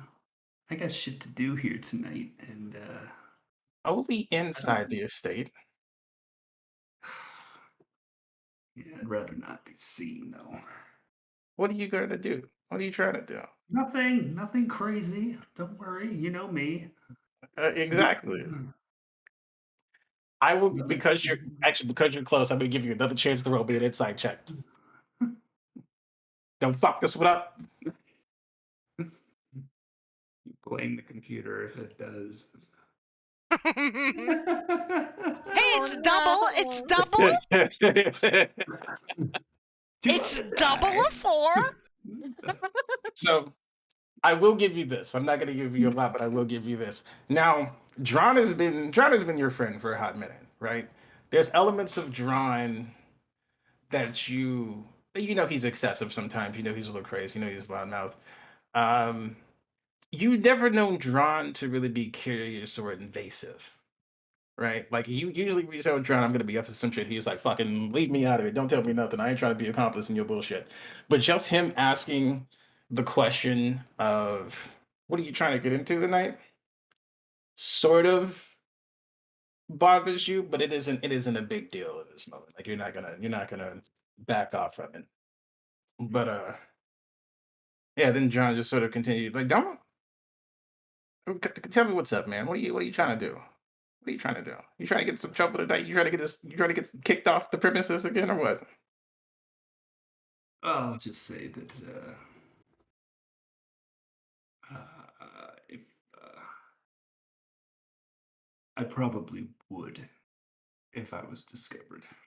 Mm, espionage, huh? It's for a good reason, Oh, that's what they not all say. not for profit this time around. Uh-huh. Uh-huh. I'm sure. Look, man, do you uh but leave me out of it. All right? Just if you can do some shit, be careful. Okay? Just do me a favor if you hear about anything, how we can get rid of these things or take them off temporarily or disable them or anything. Just let me know, right? No big Yeah, deal. this is my first rodeo here, as far as I know, and you know me, I like to try to fucking get some free space myself, but I don't think there's a way from what I've discovered. But if you find anything out, you let me know. Always. For sure, for sure. Kind of breaks off of the conversation. Um, Kate and Dora, Hmm. as as Chamberlain walks through the facility again, or walks through the facility leaving, Morris sort of leans over and just kind of whispers towards you guys, Mr. Chamberlain, the merciless. Am I right? Hmm. I just shrugged and was like, I guess. Yeah, I'm rolling my eyes. You don't know about the Chamberlains? Please tell me you've at least heard the name. Would We I? met them earlier. You can roll a history check actually, Nora.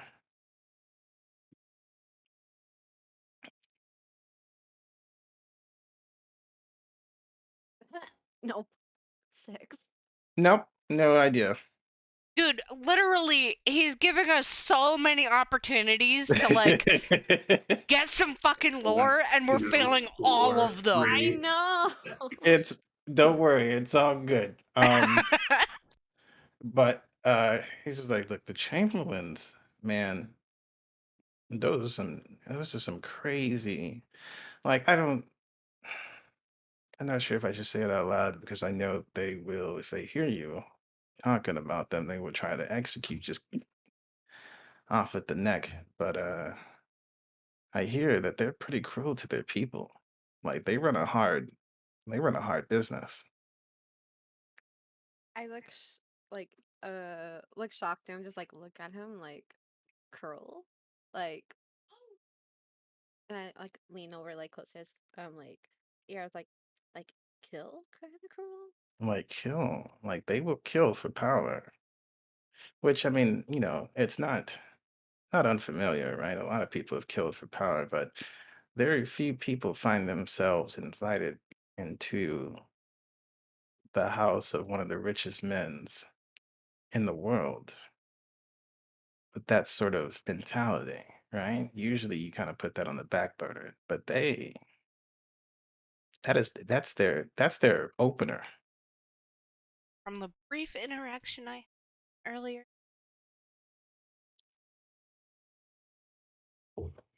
Um, Neither does coin apparently either, but that could be true. That could be false.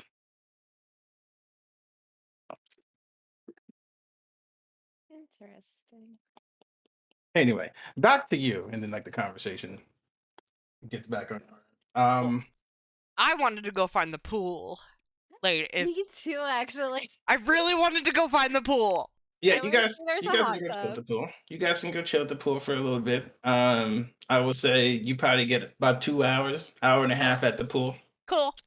because I will move it along just a little bit here. All right. But yeah, you get about an hour and a half at the pool, chilling out, maxing, relaxing. Nice. All cool. There is a pool boy out there bringing you drinks. Mhm. Um, it's a sizable pool if you wanted to do some laps or anything like that, so you have all that free space. Oh, I'm swimming. Okay. Um, but as the time kicks down, it's about this time where sunset begins to break. Uh, and at a certain point, whether you are in the entertainment area or in your rooms, Oh my god, I do druid craft some lily pads on the water surface. oh, do it. Definitely. Definitely. I'm druid crafting a bunch of lily pads. Just But as I swim, I'm like druid crafting little things. um, but yeah, the sunset begins to break at a certain point.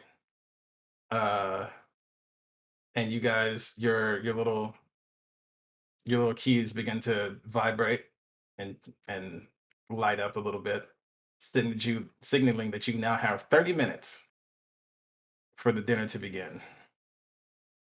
Um, for anyone who wants to wear something lavish or extravagant to the dinner, you may do so. Um, Core will just talk to Valos and say, "Well, did you get that notice too?"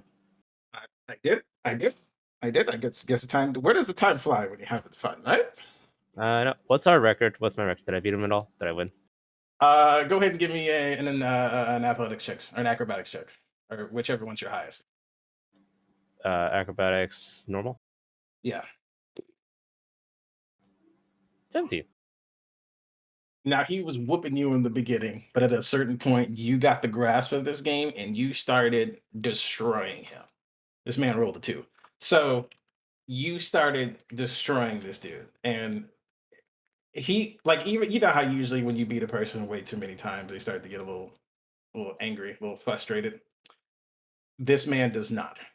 This man takes every loss with stride. He's having way too much fun to be bothered by the losses. Well, I get off the seat and I give him the good old the forearm shake. Say, well Okay, played, okay. good matches. Good game. I'll see you at the party in a little bit. I'm just gonna go freshen up. For sure. We'll catch see up. you at dinner. See you. Have a at good dinner.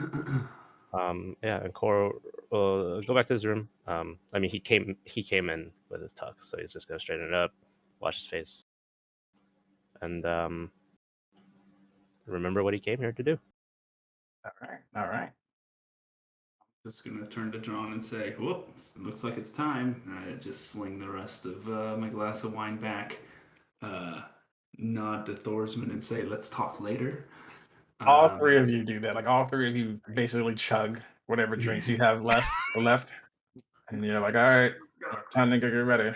And I just take off my purple robe. I've got on a silver leisure suit underneath.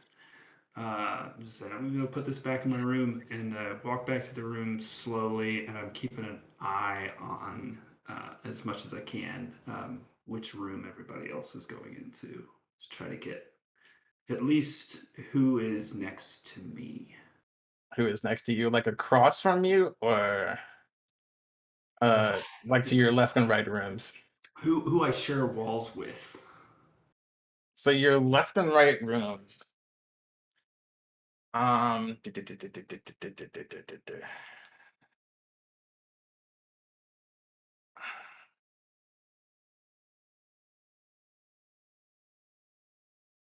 That would be, it would be, if you're facing your door, it would be uh Kate on your right and Thorsmond on your left.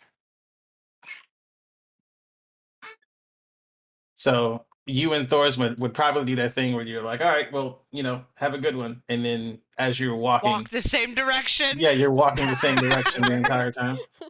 Cool. Love it. She gets to her door and opens it up. I'm like, huge beds, am I right? Wow. Massive. I can hardly even fucking crawl into mine, man. And she goes in there and begins getting ready. She is a dwarven lady after all. She's got a lot to prepare for. So if I went swimming, I wasn't wearing the gown that I came in. Of course. I was it's a small like little slip thing, and then I went swimming and went back to my room and put my dress back on. I mean, also this is like a lavish hotel. So like the changing rooms in this place, one, given the expense of this place, if you were to go into a changing room, you can lock the changing room behind you because there's so many different changing rooms, and keep whatever your valuables, possessions, clothes, or whatever. They can just stay in the changing room, and you can simply change back into. They got showers and shit in there too. Perfect. Do they Yeah, got yeah. like sweet prestidigitation like vents? You know those hand things in the bathroom that blow hot air on your hands? Oh yeah, Is of it course. that but for all of you? Yeah, yeah. Awesome.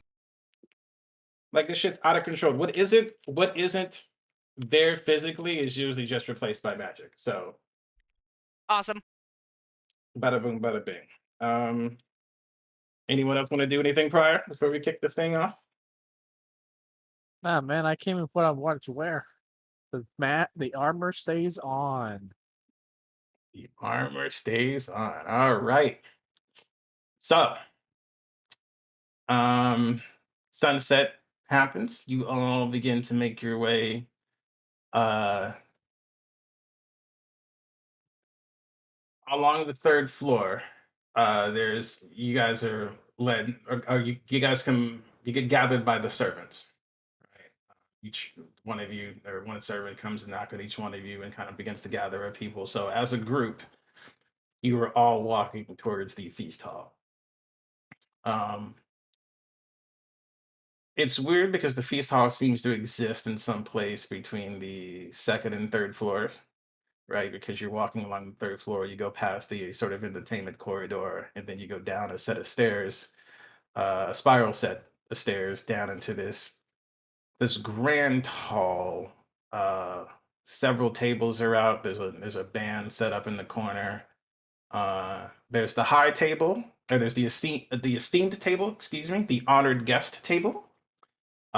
Two high tables that consist of a lot of the donors, and sort of a bunch of other tables that just kind of have soldiers and servants and the employee of the month, right? Who's not that big of a deal with all the names of these people in the room, but it's about, give or take, about 100 or so people in this room. Um, some you recognize, most you don't, right?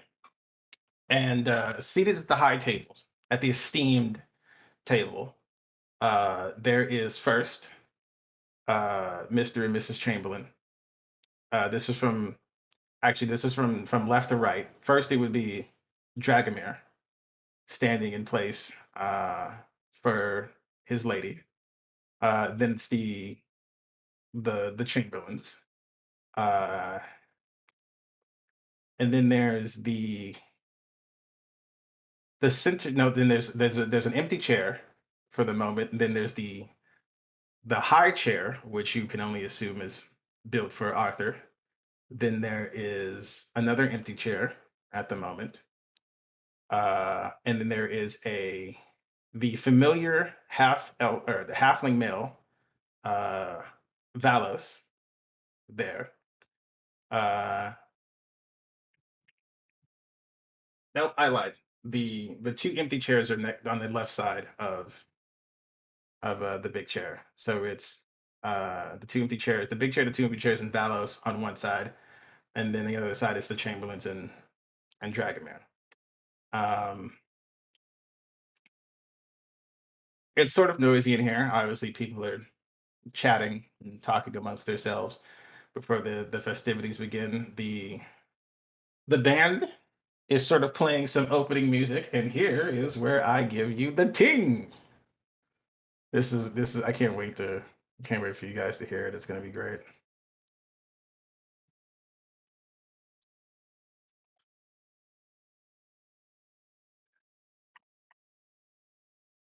This is sort of your introductory music.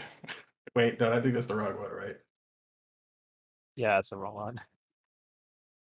Boom.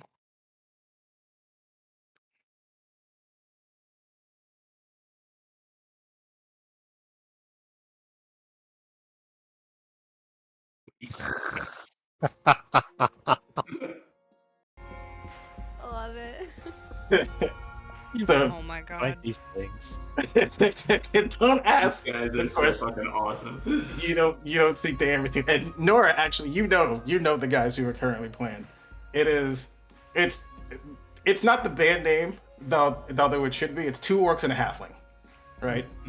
Um, the two orcs sort of covered the percussion of everything, and the halfling plays a lot of the other instruments either magically simultaneously as he plays whatever instrument that he's playing in the moment. Like this man is a high skilled, high class musician uh, who does way too much.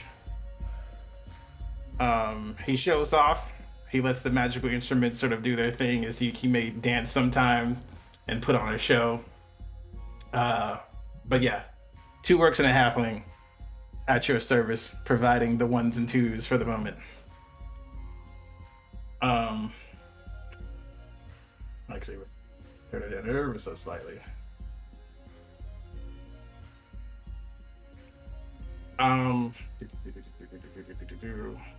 so at a certain point, more people begin sort of filing into the room. Eventually, the seat next to the high chair is taken. A young human male, um, tired eyes, kind of gives him almost like a natural smoky-eyed look, right? Short curly hair, seems kind of stringy, like it's moist, like it's sweating, like his hair is just sweating or wet all the time. In a weird way, he's handsome in sort of like a Tim Burton kind of way, right? Um, but the chair next to him is still very much empty. Um, Eventually, the the bards sort of begin to fade out the music, which will come back here after a moment. But the bards begin to fade out the music as Miss Beth, not Miss Beth, Jesus Christ, uh, Amara Lior comes from the hallway and sort of calls out, "Quiet, quiet now. If you may all rise for the man of the hour, Miss Mr. Arthur Harris." Right.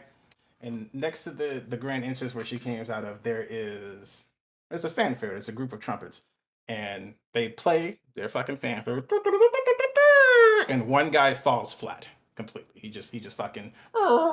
Right? It's bad. It's obvious, and homeboy immediately starts fucking sweating. Um, but there's a silence. There's an eerie silence in the moment as there's the tapping that comes down the hallway. one click after another as a cane slowly comes into light. And slowly but surely, you see what should be a decade-year-old man. This is Arthur Harris's 103rd birthday, after all. But Century old man. yeah, So century. I don't know why I said decade, but century-old man. like, damn, Uh, man, and looking great. right, right. But Arthur Harris doesn't look old and frail. Not like what you would, not in the traditional sense, right? Like he's got all the features of that of an old man. He's got the wrinkles and the spots, but it seems like somehow time rewind his skin in a weird way. Uh, but the marks and the spots stayed, but his skin itself sort of seems younger than than it should be. He donned sort of a luxurious royal blue overcoat, gold accents, with a little bifocal to match. Uh, Equal parts elegant, ostentatious, and comfortable. Um, as you as he kind of comes down the hall, he just stands at the entrance for a second and then looks over to the trumpet player that is sweating bullets at the time being. And as he turns to the side, I need everyone real quick to roll me a perception check.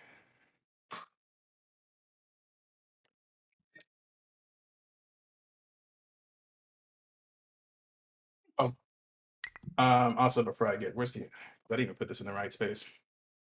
Did you? Uh, yes. So this is what I meant to say earlier. So, Lily, you're seated at the esteemed table. Jacko, Karn, Listel, you're all seated at the honored table, though kind of like scattered between each other. At this table is Thorsman as well as Drawn.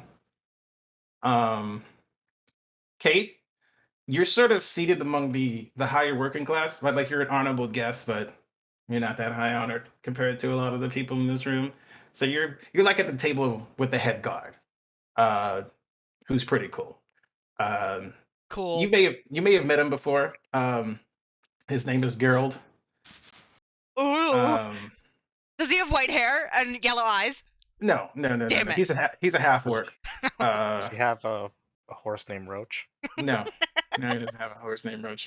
Damn it! He has a horse named Cock. Um, Ooh. and My Nora, fantasy of nailing Geralt. Damn, out you- the window.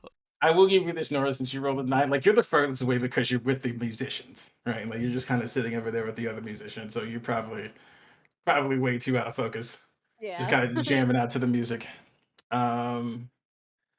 But where is the page that I am looking for? There it is. So Jacko, Kate, Dragomir, do, do, do, do.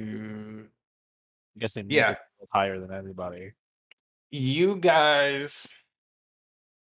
Wait, where's? Oh, yeah, and 22. Yes, I don't know why. Because yours is dark. It kind of didn't get my attention.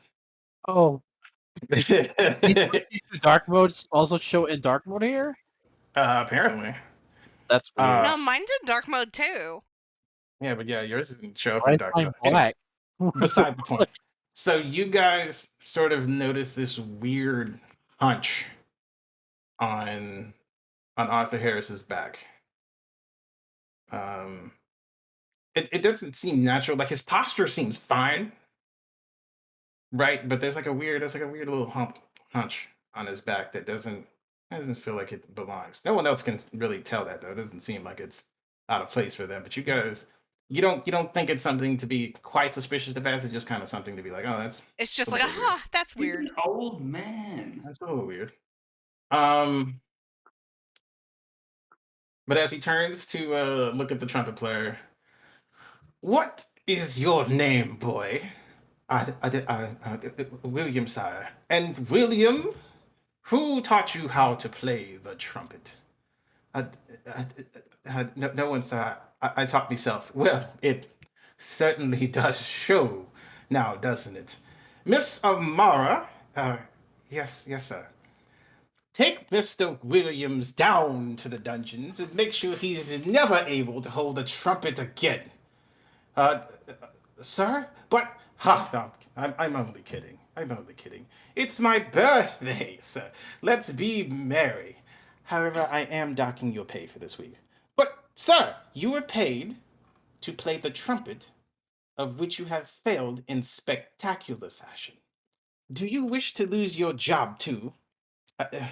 No, sir. Good boy, Williams. Now remove yourself from my sight. And you see Williams just sort of like hangs his head and walks out of the room. Um, now, now for a monologue. So this Woohoo! this might take a second. Um, if you have any snacks, any bathroom breaks you want to take, now's the time. Because this is where I'm gonna need a minute of your time for a bunch of fucking lore. But if not, we can commence. Just want to Well, imagine that he is warning the crowd because he Yep. doesn't mind people leaving as he's talking.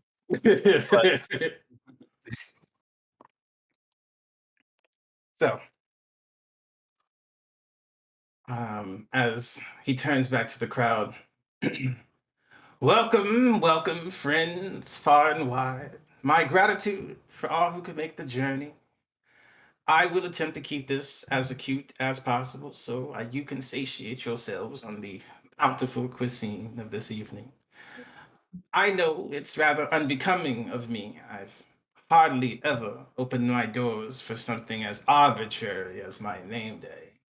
And if this has crossed your mind, then you are correct in your suspicions. I am, in fact, excited to share some news with you all here today. But first, Valor shall deliver the first bit of grand news to you all. Valos? Yes, sir. Yes, sir. Tell them the news. Yes, sir. Let me see here. You see Valis gets up, and before he kind of struggles, like he's searching through his pockets, he's patting his pockets. Finally, pulls out a piece of paper. um, you can see he's still nervous. He's kind of struggling, and then finally Arthur just kind of like, "Well, out with it, Valos." He drops the paper real quick, picks it back up. I'm sorry. As of 2 weeks ago, reports show that Harris Provisions, or HP for short, that's what I call it. No, all right. HP has officially crossed the threshold of a net worth of 1 billion gold, with the total net worth of 1,477 or 100,477 gold pieces, precisely making it the first 100 billionaire business in the world. And he kind of does this. People kind of clap. Yes, yes. uh, is that all, Mr. Harris? Yes, yes, that is all you had for now. Now it is my turn to share the second bit of news. Dim the chandelier. The chandelier sort of dims. Um, and from the same chandelier that was sort of outsourcing all this light to the whole place, emits uh, this three-dimensional image, this massive orb, one that you've seen before, actually. This is the Grand Star. This is the actual 3D view of the Grand Star that powers this building. This is the life source of this establishment. I call it, as many as you know, the Grand Star. I built this some 20 years ago, and it was our first breakthrough project that skyrocketed our work productivity and output 100-fold. If you wish for the finer details, I suggest you take the tour, which we do provide for you, by the way. But we're not here to discuss that. We are here because to acknowledge that this is the reason we are able to exist, and this is what powers everything on this island will exist on this island, to be clear with you. When I created this marvel, I thought my life's work complete, honestly. I didn't have anything else. I was satiated. I was complacent. To be honest, I was quite bored. Um, my dear son Tanis, though, he took the weight upon himself.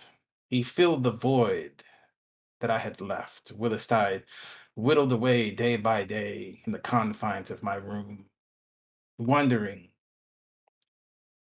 if anything was left for me. I tried years, of course, to improve upon this idea of this star, but to harness even more power than this would take years of work that I didn't have, effort that I could no longer give. That is, till one day I found the answers I was looking for. Rejuvenated, with a new vigor, I began to work tirelessly with all I had left. With Tanis at my side, we worked day and night, and I finally present this to you. And the image on the screen flickers and changes, and what you see there now isn't the grand star, which to explain the differences, the grand star itself is an orb with several different orbs rotating around in the different axes, right? Now you see before you a massive orb that is surrounded by the first layer is a bunch of other orbs that are static and in place for the most part until they move almost instinctually. They move, they go to a different layer, and there's three different layers of rotating different orbs, and then they are shot back down into the first layer of orbs. Um, it in a weird way, it almost looks alive. Uh, but never mind that for now. I present to you the first fusion star with 100 times more power output than that of the grand star. The fusion star will stretch the very limits of what we can and can't do. For example, there are those who seek to expand ourselves to the planes. Though we know little about them, the Feywild, the Shadow Realms, the Fire and Ice Planes, I find this to be very arbitrary. No, we we have visitors from the planes all the time. We should be looking to go further, not to the planes, but to the very stars themselves. And with this we can reach them. And it's sort of some people begin to kind of clap. Thank you, thank you, thank you.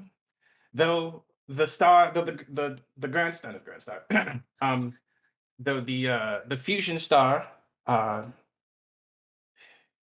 has run into complications here or there, we can expect this to be done perhaps in a few days or so. And that's sort of when he kind of like bows and begins to end his message. Thank you, thank you, thank you. Now, if I may, give my gratitude for those who have made this possible. In some form, each of you play some considerable or small role in the pursuit of this goal. However, I'd like to show my appreciation first to my son, Tanis. Without him, I would seek nothing more than to be confined to my room and left to the affairs, wasting my profits on God knows what. But Tanis has shown much promise, picking up the slack in the business, stepping up and accepting any and all responsibility that required the attention that I could not give. And for that, Tanis, I do so thank you. Second, I must always give my greatest gratitude to the greatest donors, Lord and Lady Chamberlain. Their altruism have known no limits and have kept Harris Provisions from sinking in its darkest times.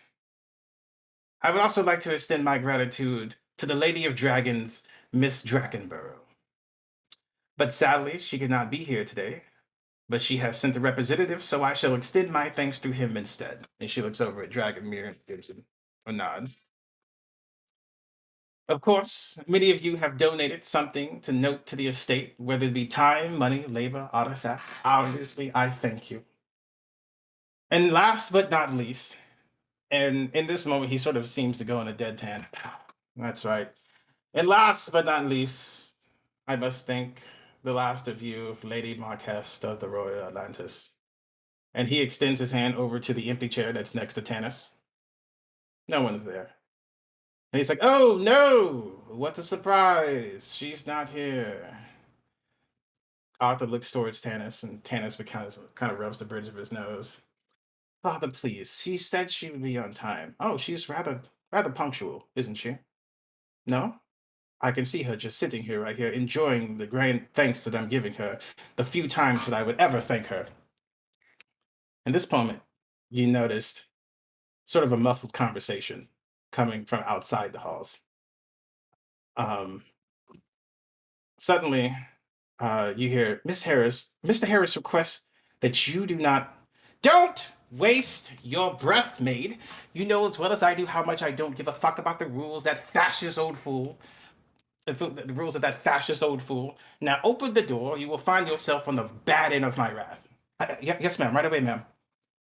Now there's silence in the room as the doors sort of creak open, and all eyes are on attention as walks in this beautiful, beautiful elven female with red eyes, white hair. Um, she sort of has this sort of aristocratic gown on, and it's almost like an Asian theme, sort of like a leg slit at the thigh, right? Heels to match, a dime piece. And Arthur sort of looks over. Ah, Marquess, how nice of you to join us. Were you predisposed, looking for the feast hall at the bottom of a wine bottle? Yes, quite funny. I made an attempt to, but I could hear you stroking your ego from the depths of intoxication. Actually, so are you done? So the guests can finally enjoy themselves. Or are you going to continue with your tiresome sermon? Arthur kind of.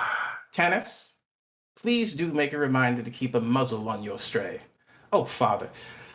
Ah, yes, yes. Please give me a reason to prance about like a quadruped and piss on everything like an unbroken house pet. Please. Okay, please, guys. Mike Tanis kind of speaks up. Enough bickering. Marquez, please just come sit down, baby. Everything will set up. Yes, master. Shall I shake my ass and pant as well? God damn it, Arthur. Keep your just can't no, excuse me. God damn it, woman. Can't you just shut up and sit down? And Tanis finally gives an outburst. Enough! Please! We've all had quite enough. Can you please just conduct yourselves like adults in public? So we can just get on with the evening? Yeah. Arthur kind of chuckles. At least I can be proud of one of my future heirs. And Marquez kind of rolls her eyes. Oh, please. Tanis looks over. Please, Miss Amara, can you save us? And commits this dinner. Amara bows. Of course, right away. And with that, your food begins to come out. It's sort of a buffet, right? So there's one table that has all the food. All the esteemed and the high table and the honored guests get to go first, and the rest of you can pocket whatever's left. um, That gif is perfect.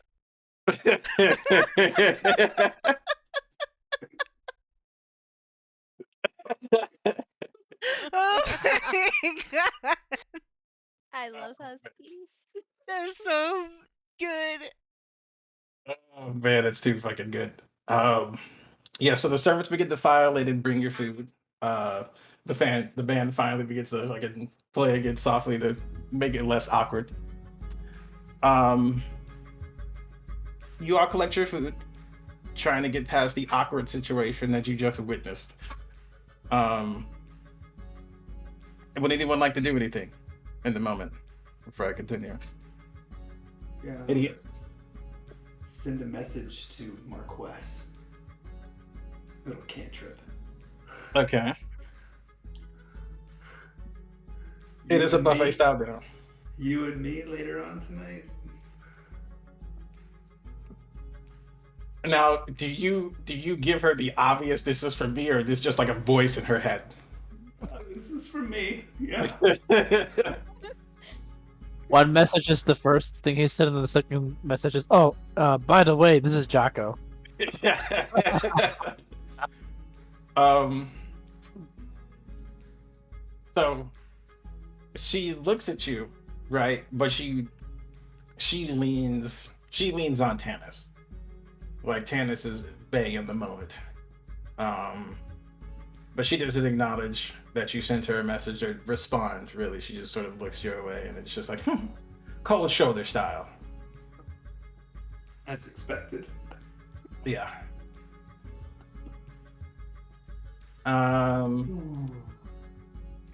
Yeah, is this when Kate's gonna make her move? Yes. Okay. Is this a sleight of hand? Sure. Roll me a sleight of hand check. Oh god. The unfortunate thing about this is that you're not going to get, because you're served at some of the lesser tables. You don't go before the esteemed or the honored, but you can get the high, and people may go back for seconds. For all you know. Okay. Yeah, I got to eat the good shit. Fucking Lily's fucking living it up. He honestly is. He honestly is.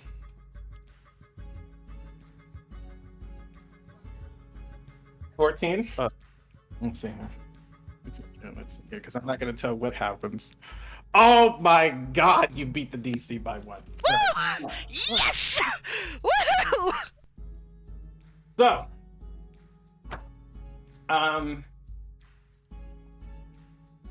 as the night goes on, initially, I'm going to need perception checks from. You know what? Actually, I'm glad the way this worked out because Kate might be too busy for this. So I'm gonna give this to so everybody give me a perception check real quick. So yeah, Lily, I'm gonna need one. Listel, I'm gonna need one. Nora, I'm gonna need one. And I will actually give this to Corn. So Corn, I'm gonna need one from you. This is perception, you said? Yeah, perception. I just have a kind of general question about, like, you know, as kind of a newbie to all this stuff. How I would react to this. Does this seem, this is something I imagine is like kind of crazy, no one thought possible, hasn't never been done before, sort of shit? So I will give you guys the option right now up front that I can, because most of you have made the perception checks to each hear a conversation, right? Now I can drag you aside one by one to give you your piece of the conversation, or I can tell everyone the information now. I can tell like the conversation right now, but you have to keep in mindset that some of you don't know some of the bits of information that will be received. In character. Out of character, I don't give a fuck. I can do that fine. I don't mind. Yeah, I can do that just fine. Yeah, for me, it probably depends on how many pieces of information there are. Like, I can do okay if it's like 1 or 2 that I'm not supposed to know, but if it like totally starts piling on top of each other, then I only take down notes. Yeah, just write What I down the do- stuff yeah. that you know. Yeah, what I do is That just I only way write down notes. it's that clear I what you experienced. know. That works. Okay, so I will start with Dragomir first, who gets a bit of juicy information. You hear the chamberlains whispering to each other. Quite displaced, isn't she? I question his fortitude if he's willing to put up with such an unruly brat in his own house. Oh, it is a mystery, darling. Had it been me, they both would have been reprimanded with haste. I'd even go as far as to remove her tongue from her fucking head. Ah, so merciless, my love. Of course, it's what keeps the people in line. Besides, it's not like it's its own flesh and blood. The man's clearly grown. Oh, sorry. The man's clearly grown foolish in his elder years. Shouldn't be too hard to remove them. Darling, as much as I would love to discuss this, our environment isn't the optimal place. There are ears everywhere. Of course, where are my manners? Listel, you here? What I couldn't give for a night with that fine piece of ass. It's a lucky fucking bastard, isn't he? I have had my eye on her since her husband's passing a few years back, but the broad's attracted not to nothing but wealth. I think it depends on the wealth, no? I'm sure the wealth of my cock would be enough to keep her plenty satisfied. You wouldn't last 2 minutes with a woman like that, you shrimp dick dwarf. But I bet she'll take it as a fucking compliment. Core, you here? You know, I'm honestly surprised the master still trusts him enough to keep him around. It probably wasn't enough for him to notice. How wealthy do you have to be in order to pass off embezzlement? The little bastard's lucky enough to be walking still. Or he's paid for his crimes and we don't know about it. I mean, maybe, but I can't shake the feeling that that little creep is still scheming. Nora, you here. It shows how out of touch the old fool is. Everyone knows the Chamberlains are fucking broke. Giving them a seat at the high table? It's a fucking disgrace. Hey, for all you know, that could just be rumors. They can hardly afford to keep their home. I wouldn't be surprised if they tried to weasel their way into the master's fortune. Perhaps he's still indebted to them over the generous contributions through the years. Contributions, my ass. How could they continue to fucking contribute anything if they're fucking broke? Keep quiet. I know nothing of these rumors, but I do know of their cruelty. If they hear you talking, I'm sure they have the coin to make you disappear. You might be right about that. All right. I can send these transcripts to you if you need them, but everybody get their notes. I got most of it, but if you don't mind sending it to me, that'd be good. Okay. I didn't get anything. No, you were too busy doing something else. I know. And Jacko, I'm gonna say you were too busy sending the message, Jacko. Yes! Yes! The dinner kind of goes by. So it's like buffet style, right? So it's like, Yeah. Table by table. Valos was at the esteem table. Yeah, he's at the esteem table. Okay, and I was at the honor table. Okay. Yeah. I'll try to, keep an eye out for Valos. Obviously, he's not sitting at the same table as me. But I will, if he goes back for like seconds or thirds, I'll try to catch him and try to, catch him in conversation. You go ahead and do that. You catch him. So I'll just walk up to Valos and be like, hey, good to see you. Hey, my dear gamer friend, how are you? How are you? I didn't realize you were an honored guest. It's really not that big of a deal. Honored is a loose term. I'm the master's bookkeeper. Oh, well, please accept my apologies. Oh, no, it's fine. It's quite all right. And Oh, it's not something to revel in anyway. So you're the bookkeeper. Oh, you must be familiar with my transactions with was it Harris Provisions then? Yes, I mean, I not to name, no, but I do keep in most of the transactions within the book, both he kind of goes with it, both public and underground, even the underhanded dealings he likes to be aware of. So Understood. No, how is Arthur these days? I mean, I've never actually met him. Um, obviously, given the chance, I would love to be able to shake his hand and thank him for all the business he's given me. I'm sure you could get a word in with him if he's ever free during the night. I don't expect him to be too busy, of course. There's a lot of people who fear him, who would avoid him rather than approach him, because wealth to do that to him. Um, Well, so I'll be honest, it did get a little bit awkward just now. Before with I presume Marquez and he, but every family has its oh, get issues it? that arise. That's completely normal to me. They bicker and fight all the time. My cast and the master they've never got along. It's which is weird. Tannis loves the lady with all his heart. And, you can see them and see that they're completely infatuated and in love with each other.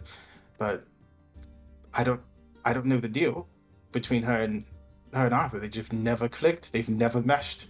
And it makes living here rather awkward. There was one night where a flying pan flew across my head into his office. And A she was frying trying to a frying pan, and she was trying to make a statement because he demanded a sandwich from her.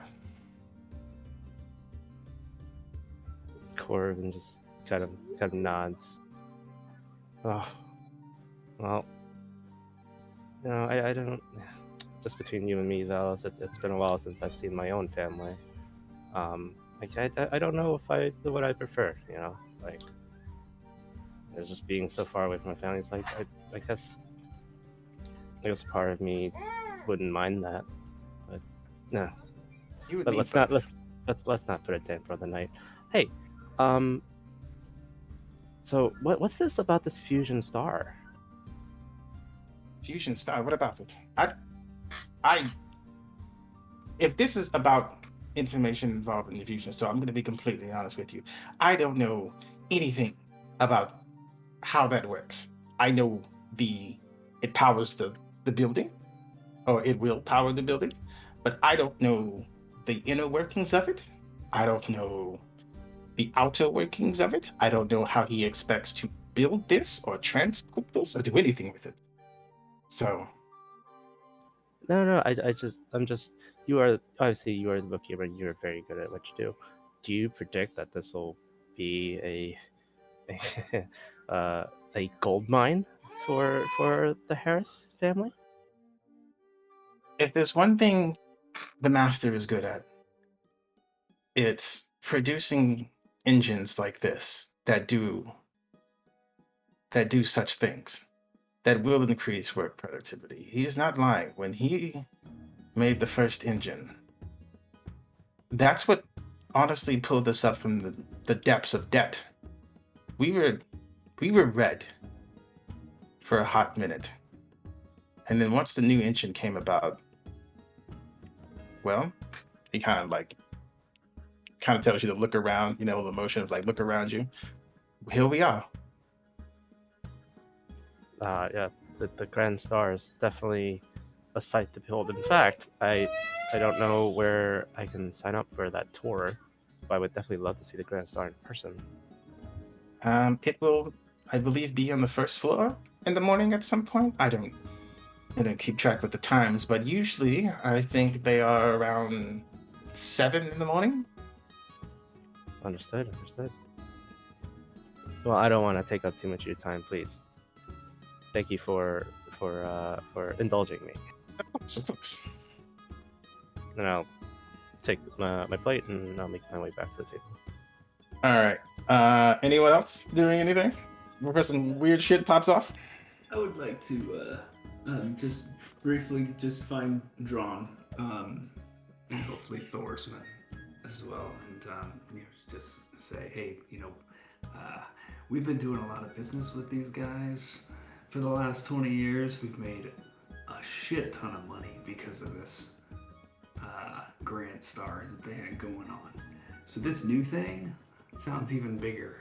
And I don't know if I've got the capacity to handle all the stuff that's gonna be coming out of this place. We're gonna need new contacts, man. But mostly, I'm checking out this space, looking for anything that might be at all familiar to me. Weird point of order here. I know. I'm gonna need you to real quick roll a wisdom saving throw for me, Jacko. Shit, saving throw. Ooh. 25. Hey, Okay. you rolled above a 10! You rolled above a Yay. 10. So you do not feel the searing pain that usually comes with these words. But you, as soon as you mention the star, you hear seek, seek, seek. But in the meantime, Thorsman and John are like, I mean, you have a valid point there, man. I mean, it's already hard to handle most of the shit that comes out of this place, but even 100 times more shit.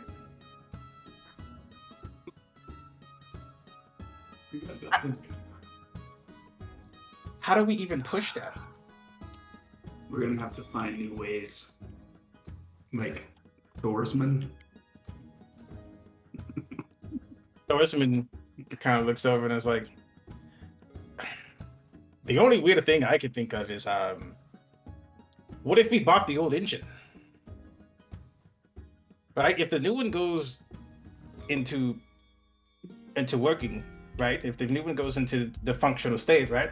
Then what is it going to do with the old one? Why wouldn't we just keep it? I mean, I don't think. More stuff. Or we can buy the old engine from him, right? And then use it to make some sort of ship that could move and transport things around a lot faster. That sounds very interesting. I'm pretty distracted at this point, though.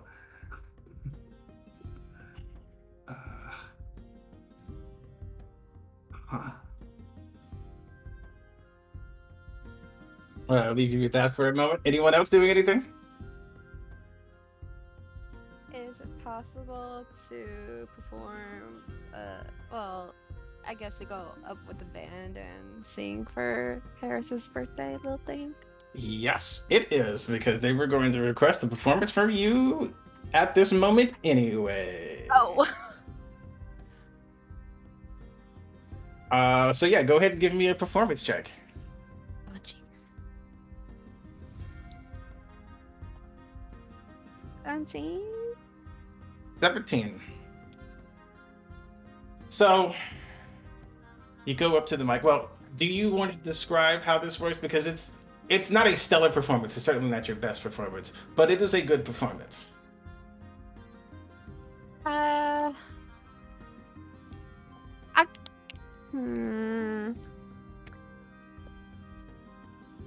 I'll let you, but I will add like little fancy stuff like glowing orbs around the room just to increase the atmosphere or something.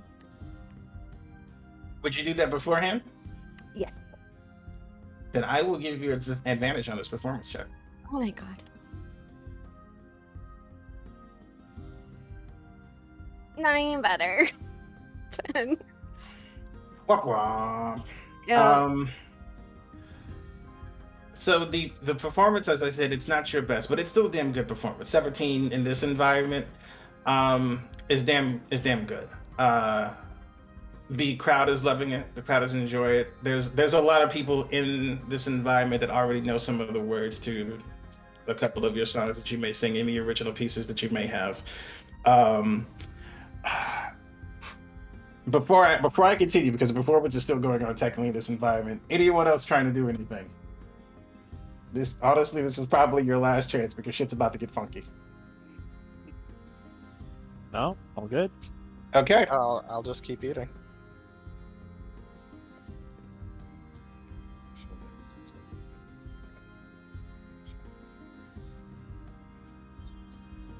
I'm confused here. Hold on. Oh, okay. It's just next time. All right. So,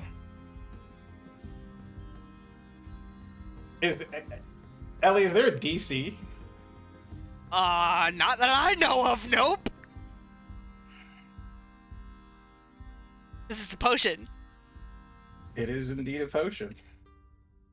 It's just like, if you notice it, you notice it, and if you don't, you don't. Here's what I'll do. I will give everyone in here a chance They already save had their from this- chance. to save from this or not. No, they said a perception, right? I didn't do a wisdom saving throw yet. No. I mean, if they noticed, they noticed, though. And the only one who noticed was Nora. Yeah. And also, if they would have gone before me in the eating order, then unless they went back for seconds, This is true. This is true. It's a good time. People So- have put their guard down. you could give them a seconds roll. Like if they get 10 or higher, they went back for seconds. No. A lot of people are going back for seconds. The food here is good. Okay, This okay, is okay, lavish okay. food. The drink here is good. This is good drink. Okay. So an interesting turn of events begins to happen as your performance is going. This includes everybody. This is Listo. This is Jack. This is Car. This is Cora. This is Dragomir. You all begin to feel a sense of infatuation, sort of overwhelming you. I'm going to need you to roll a d20, just a general d20, no stat check. Actually, no, roll me a d6 and tell me what you get. That's why I sent this message. I use an actual dice for this one. Me too, or Oh, I'm so Unless- fucked. Nora, unless you saw me do it and then went and got some, oh yeah, no. yeah, then no, you wouldn't.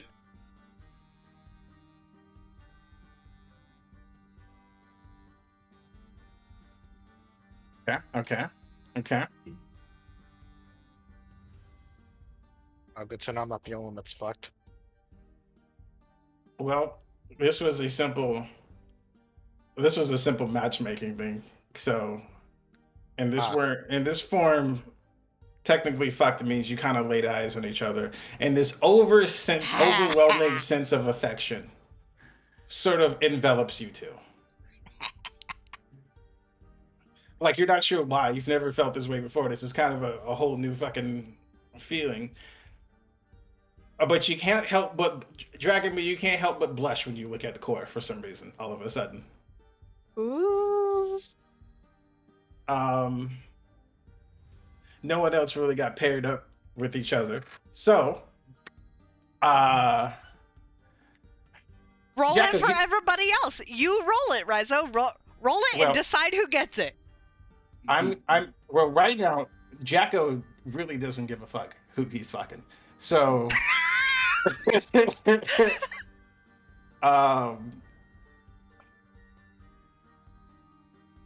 you actually the first person you lay eyes on in this conversation is Thorsmond.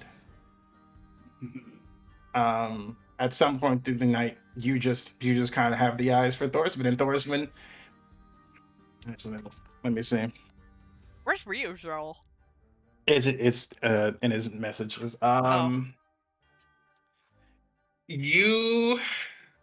Jacko, you have the eyes for Thorsmond, but Thorsmond does not have the eyes for you. Thorsmond has the eyes on this cute, orcish fellow. That may or may not. He looks like he may be a soldier. You're not sure. You're not really interested in what's going on there. You have your eyes on Thorsmond. And then Listel. Let me see.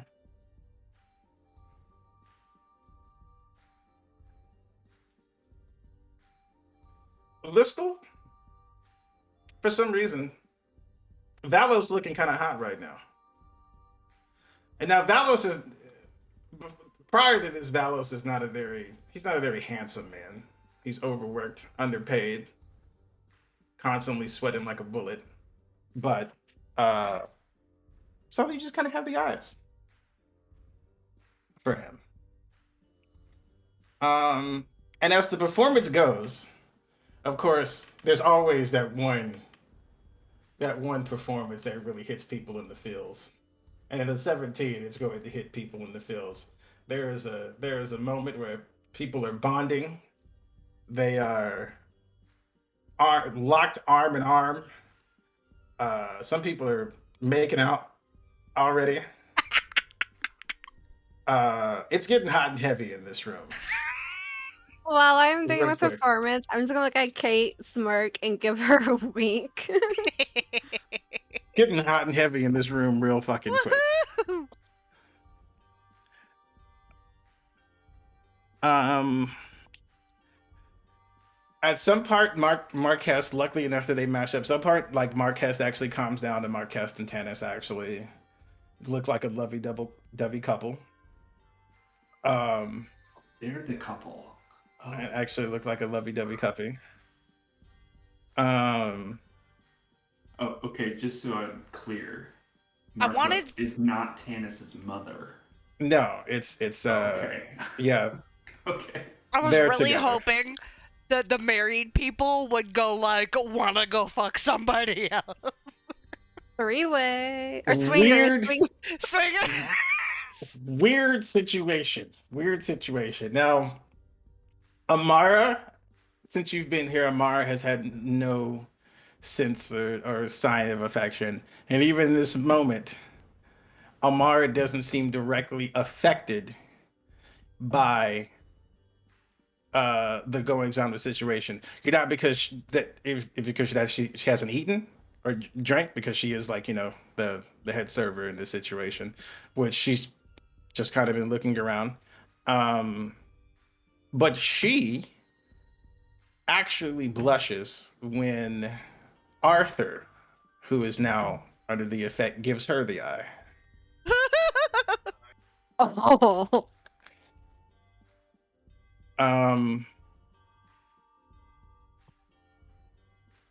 Yeah. So the night goes on. Some people make to their rooms a lot sooner than expected. Some people stay and sort of just have intimate curious. conversation. There is old people sex going on tonight. I am Best believe it. curious if the Chamberlains were affected. The Chamberlains, one of them actually were affected, and the Mr. Chamberlain is a little more handsy with Miss Chamberlain, but she's into it. Like, she's drunk and she's into it. Because she didn't drink from your supply, she brought her own supply. Like, she's Damn drinking it. her own shit. But she's into it in this moment. Ah. Damn it. Okay.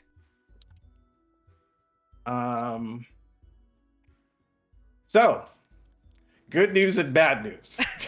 So who was affected in our little group here? uh, Dragomir's infatuated with who? Dragomir and Kor Or kind of have a thing. Oh, okay.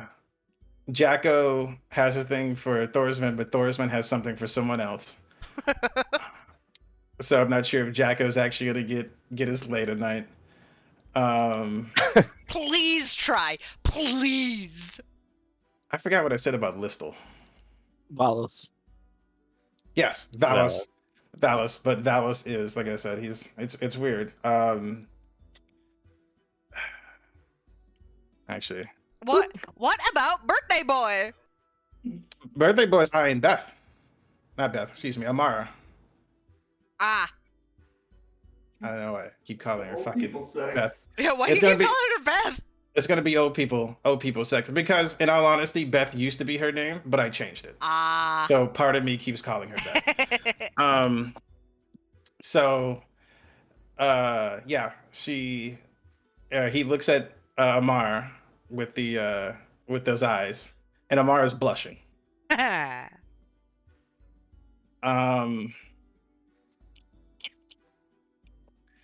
how to end this night. I want Jacko to try. I want Jacko to try. I'm like, I gotta. I'm under a spell. So I'm just like. Wait, quick question. What about Someone to- the half elves that me and Kate were talking to? Oh, Morris Couplet. Yes. He is. I forgot to totally put him. He's at the honor table. And currently he's getting beat because he can't help himself but gravitate towards one of the soldiers, and the sprite is trying to snap him out of it. But no luck. No luck happening. He is persistent in this. He is not breaking this. Okay, I know what I'm going to do. Rizzo, we'll say that within an hour, are we still in the dining hall, or have we already started going back to our rooms? So after the first hour, like half of the people have gone back to their rooms to do God knows what. But there is sort of an after party that happens back at the entertainment area that people start going back into. Mm-hmm. Yeah, but there's a giant after party here. So if you want to go to the after party, you can go to the after party. If you don't want to go to the after party, you don't have to go to the after. I'm If you going. I just gotta walk up to Thorsman, and with my eyes glazed over just a little bit. I'm like, so if this fusion thingy is what we think it's gonna be, I think we have a lot of hard work to do. Are you saying this to Thorsman? Yes. We can Thorsman's- go back to my room and maybe whip out some business plans oh my or god. something. What She's not even really paying attention to you because her eyes are set on this cute half-orc soldier. I pull out a bag of pixie dust from my pocket and I'm like, it will be fun. She's like, you know what'd be fun? That would be fun. And she still points at the half-orc. Oh man. Oh, this is great. I don't know what I would think right now. I feel like I would be singularly focused on Thorsman. You could get Um, jealous. You could get jealous and be like, well, I think I would be better. No. Yeah. No. Like, grab her beard. Oh. Point her back to my face.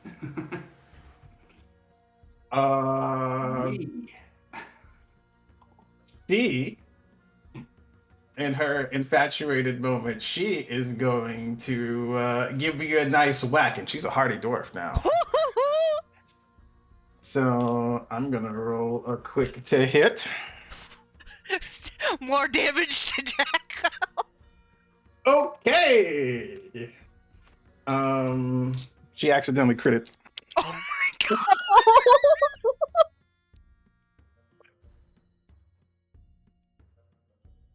All right. In this instance, even with these rolls, I don't know what's going on with Thorsman, but she is so focused on this that she is ready to get rid of you to get to her goal. She rolled 2 5s and 2 6s on a crit, but I'm not going to do all that damage to you. What I am going to do is say that Thorsman knocks you the fuck out.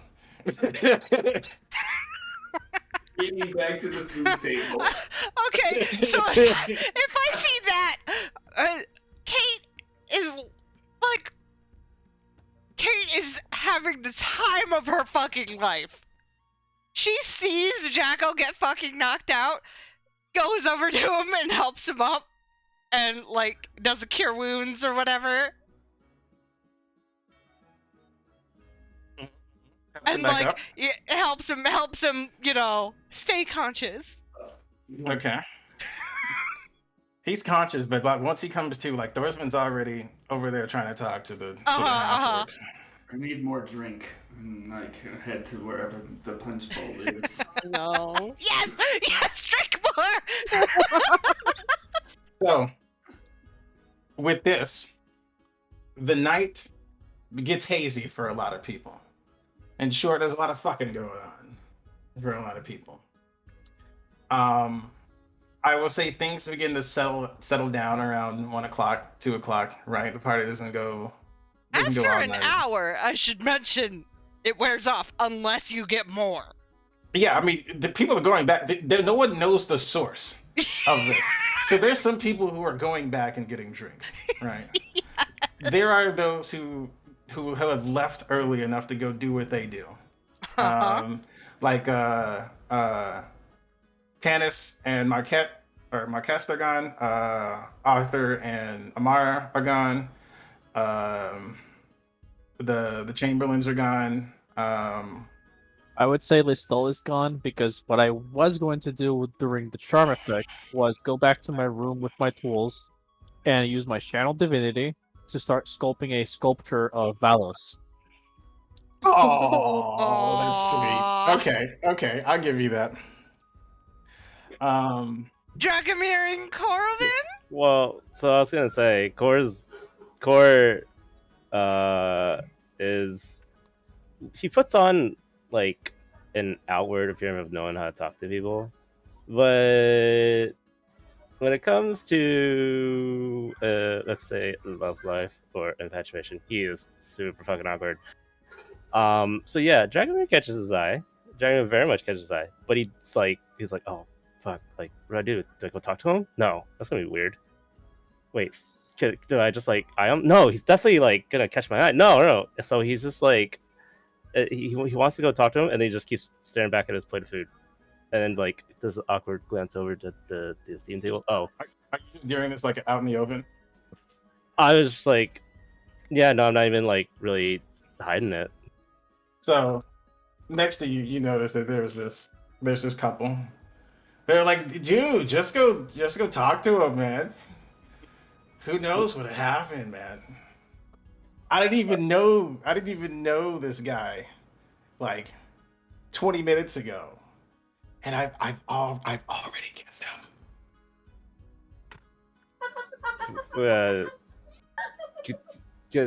That's nice. Was their tongue? Oh, that's a weird question. Yes, lots of talk, man. Lots of talk.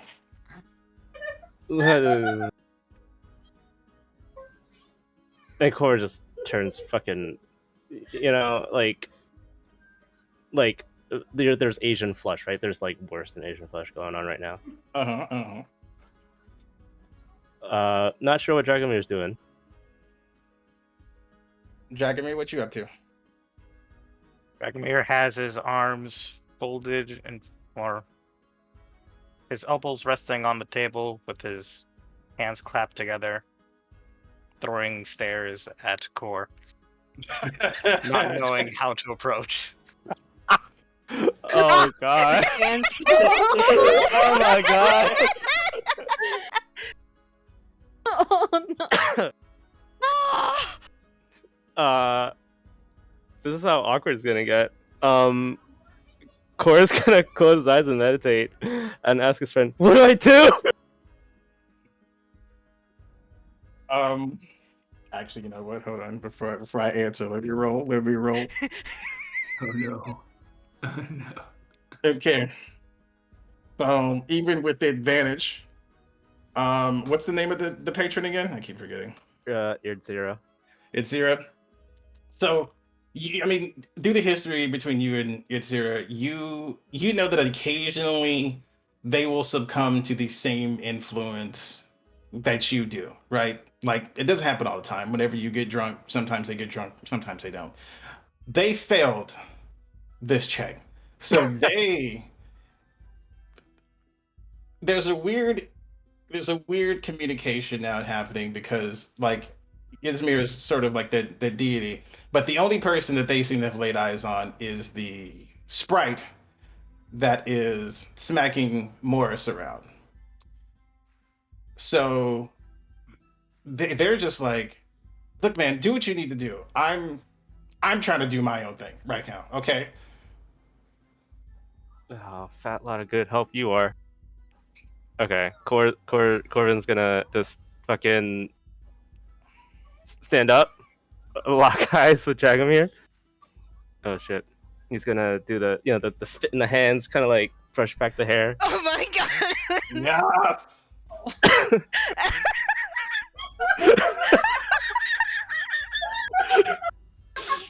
do the finger brush part, make sure the part's yes! all good. Yes. But tape it, makes sure my eyebrows are on fleek as much as they can, even though I don't keep them. And go to the Dragomir's table. He's like across the diameter, right? That's how awkward this is. He's across the diameter. These are circular tables. Mm-hmm. He's across the diameter, so however long the diameter the table is. Well, Maybe like, actually, excuse me. The table that Dragomir is sitting at is a long table. Is it a long table up on the stage or something? Yeah, it's a long table up on the stage with just chairs on one side, so the esteemed guest could look on at the others. And is there anybody else at this table right now? No, there's no one else at this table really. Everyone else who is sitting here is dipped. I'd be like, hi. Dragomir? Oh. To his non-response, be like, you don't know me. I think we saw each other outside. And in Core's mind, he's just going like, oh, why did I do this? This is stupid. Why did I do this? Fuck it. I'm right here. I might as well just keep talking to him. Not sure if you caught my name. My name's Corbin. What's your name? Dragomir. I think I saw you come in a motorcycle, right? Yeah. If you could, yeah. I mean, as close as I can be to a motorcycle. Do you like motorcycles? Prefer riding living things. Oh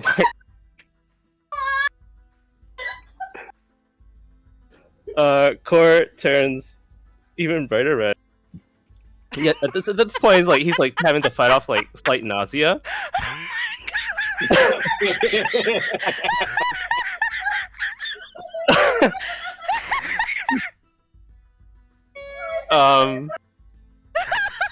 What do you mean by a living like a horse? Like you like riding horses? Sure, let's go with that.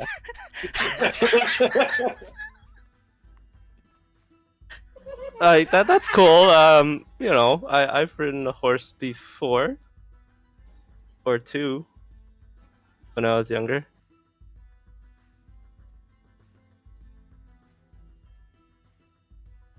Do you want to make out?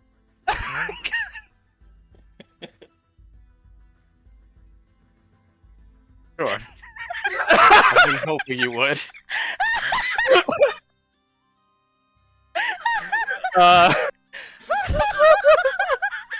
This is beautiful.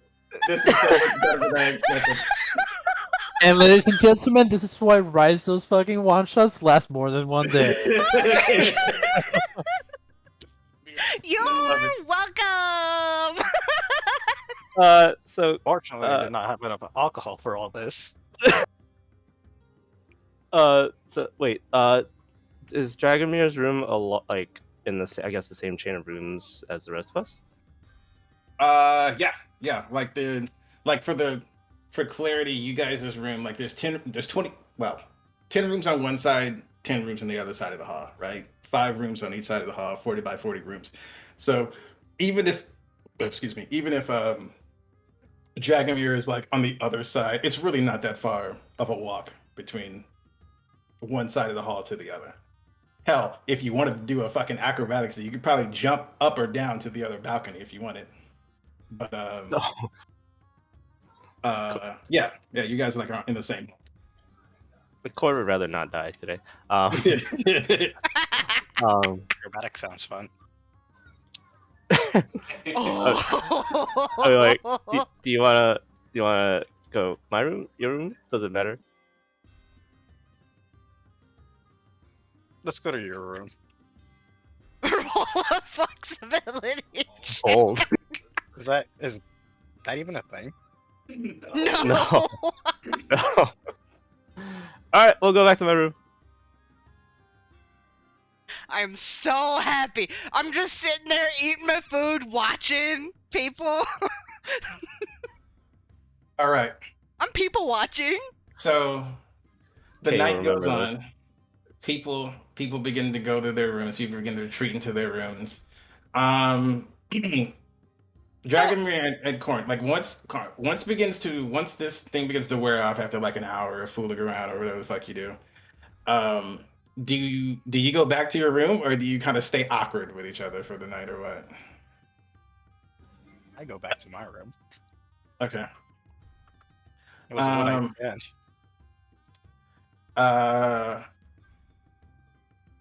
Let's see here.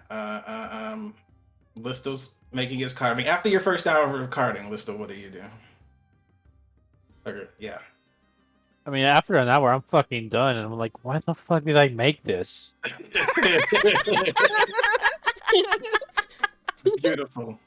So just Jacko. Okay. so I basically like the equivalent of passing out drunk and making something, but this making something is an expensive statue. So do I know where Valos is fucking staying as? I might as well give it to him because I don't want this to go to waste. Because as an artist, I don't want this going to waste. You do not know where his room is yet. Well, I'm gonna keep it with me in that case, and You can ask your key. Cool. no, because I'm not thinking about that. Okay. So I just walk back out and get more to drink. Oh fuck yes. Oh fuck yes. Okay. Kate and Nora, what are you two doing? You just guys just watching the whole time till the party dies Oh out? yeah, we're just watching, eating, laughing, talking. Okay. Jacko, you were knocked out and dragged back to your room. You don't have a choice. No. I mean, I woke him up. Yeah, he probably got knocked out again. Oh my god. if he keeps trying to pursue Thorswood, he'll get knocked out again, which I have a feeling, knowing him, is going to keep going back for more drinks. I'm hoping I come to my wits because I've got shit to do. Is Corbin keen enough to sort of be aware of what happened for the past hour? Roll me an insight check. Disappointment. Yeah. That's 31. Oh. You have no idea. Everything was fine, and then it wasn't. Amazing. I was gonna reach out to Zero. Hey, where are you? For the first time in a long time, there's no answer. God, this is the best. Oh fuck. I definitely have said that I came here with plans. So if there was an opportunity when I Yeah, thought, but I'm about to finish up here pretty soon anyway. So, you get your wits about you at a certain point, Jacko. What do you wish to do in this moment? so I want to go back to my room, a bit dejected, but I have plans to cast Dream on Mr. Harris. The old man, Mr. Harris? The old man, Mr. Harris. Okay. So that's a wisdom saving throw. DC 16.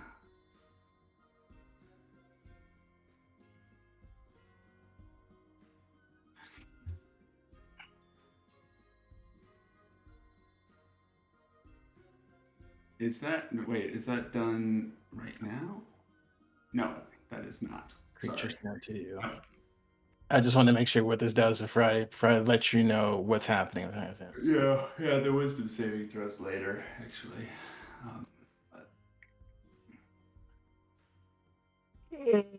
Excuse me.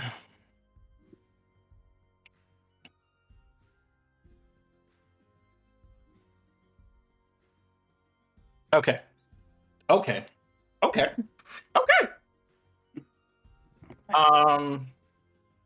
So you cast Dream. Anything else you would like to do? I want to be the messenger for the dream, Okay. and Oh, the Well, explain what you want to do first, and I'll let you know. Yeah, so I would take the form of Mr. Chamberlain in the dream Hmm. and have a conversation with Mr. Harris. Um, the environment is just normal. There's nothing crazy or freaky going on. Um,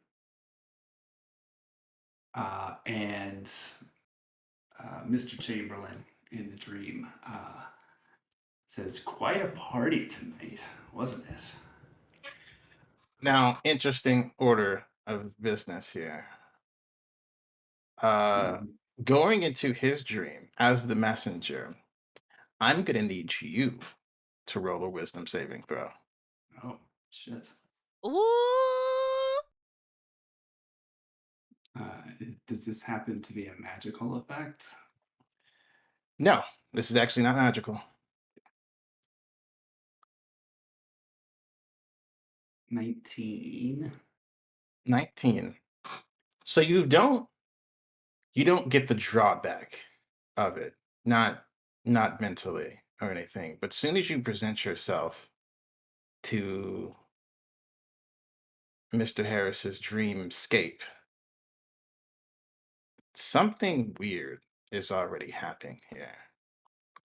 There is already a vast and an immeasurable amount of suffering going on. And you reel back when you feel the effects. He is in so much agonizing pain in this moment that you would be feeling this pain yourself. But obviously you your mental fortitude is stronger than that. You kind of look on as Arthur reels and grits his teeth in pain, eyes closed, and you see this mark on his neck, in his veins, something weird flowing through him currently. You see him scream, and in his scream, it echoes throughout the dream, pushing you back one and more. You want to try to approach him, you want to try to get close to him, but something is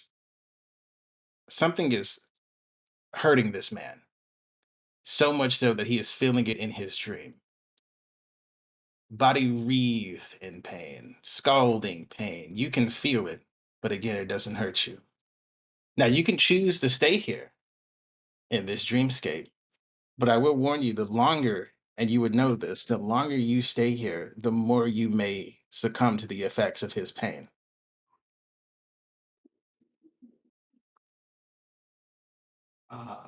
Okay, right on. So I think that this may be the only chance that I get, or the best chance perhaps that I'll get while I'm here uh, to try to find this out. So if I'm able to talk to him at all, Mr. Chamberlain would say something to the effect of, it's I found it rather curious that you invited Jacko here, uh, given uh, uh, your past relationship with him. And a sort of raspy breath, you hear him say, I have my reasons.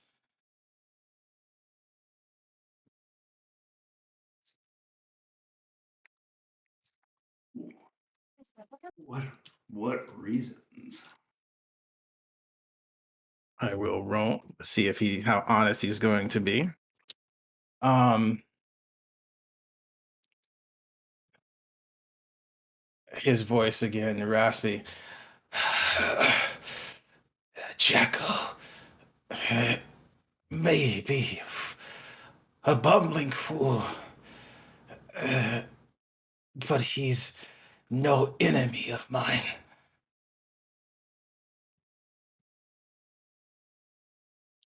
He also, in this instance, as he says he's no enemy of mine, he looks at you as Chamberlain with doubting eyes, eyes of hurt, eyes of pain, eyes of a history that's diluted in a bunch of secret dealings and probably bullshit. But you don't know that. You still have what you took, though, right? Roll me a wisdom saving throw again. All right. Too many questions. The Oh God, 13. 13. DC's definitely You getting higher. you take 10 points of psychic damage Shit. Oh, as uh sorry, what was your last question? My brain farted. I think at this point I probably would. It I'd was probably be a bit the afraid. question was, do you still have Oh. what you took? Oh yeah. Oh, sorry. So he with that question, I have taken a lot of things. You have to be more specific.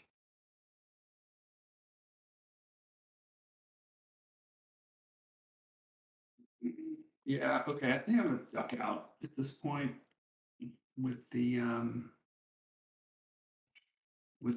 hurt to my mind and Okay. the weird shit that I'm seeing that was totally unexpected. I was like, okay, whoa, I'm not prepared for this. Now, while you're backing out of the mind, I also need you and everyone in here to roll me 3 separate perception checks and then just put them all in the Discord chat.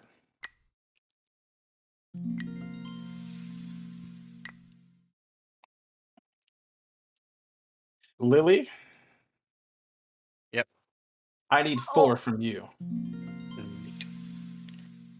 Okay, so 15.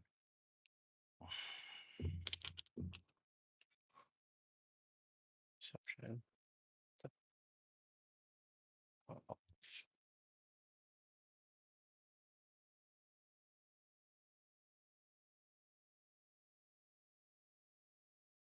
it'd be easier if I just drag this window over here.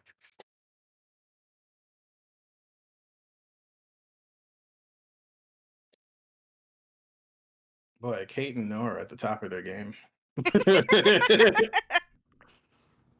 We didn't get drunk. Yeah.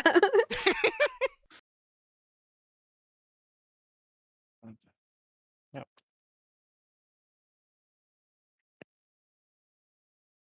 So,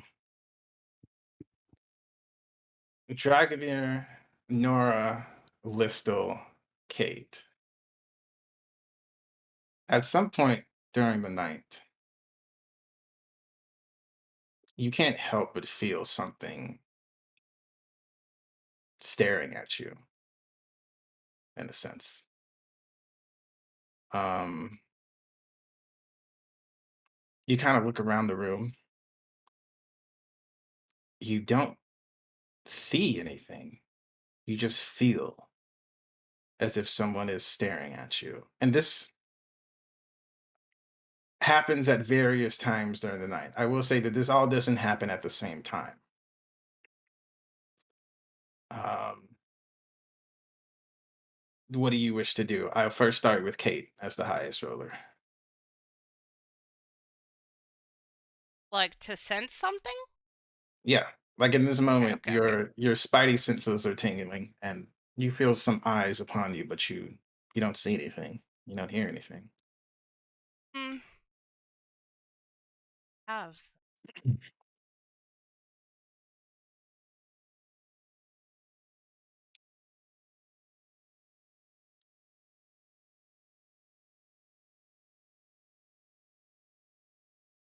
I don't think I really have any. Like, could help me figure out what would buying or whatever.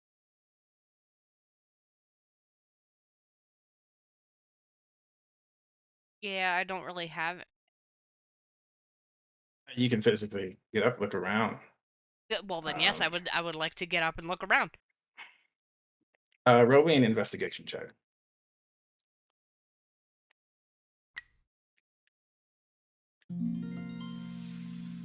18. 18. Looking around the room, you still sort of feel this presence on you. Something studying you.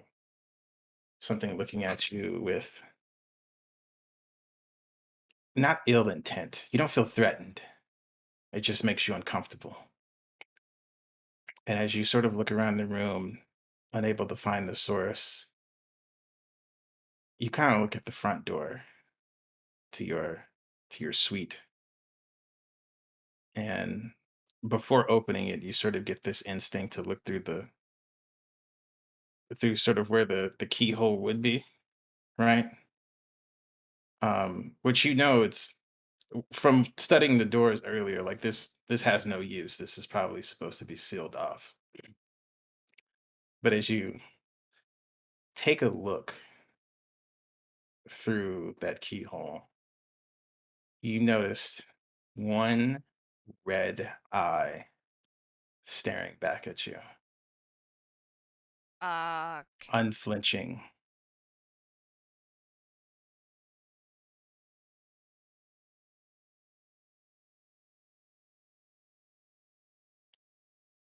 Can I use Thorn Whip at it? Through the keyhole? Yeah. You can certainly try.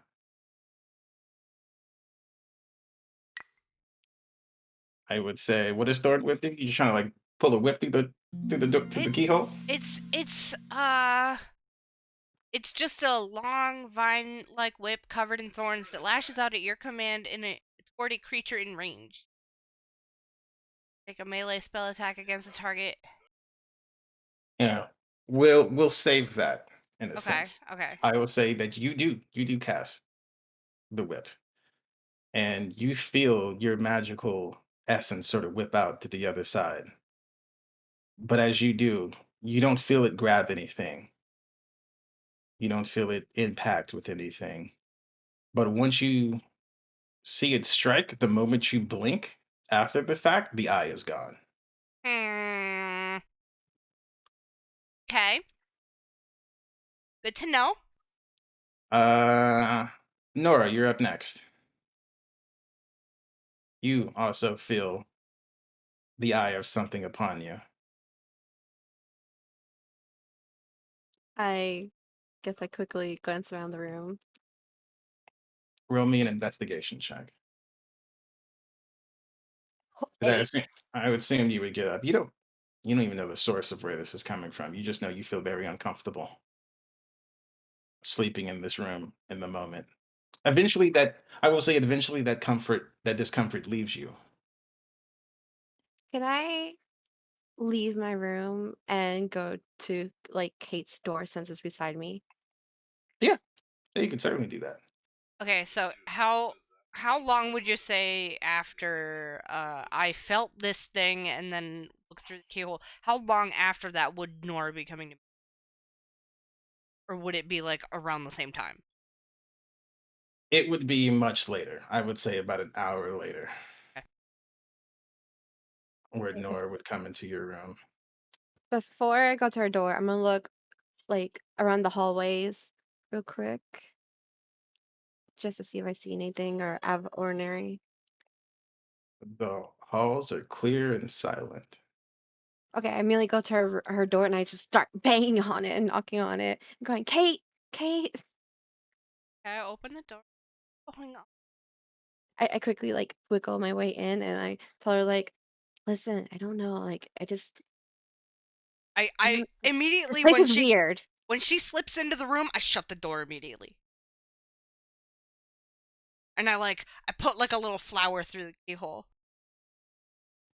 So it blocks it. Yeah.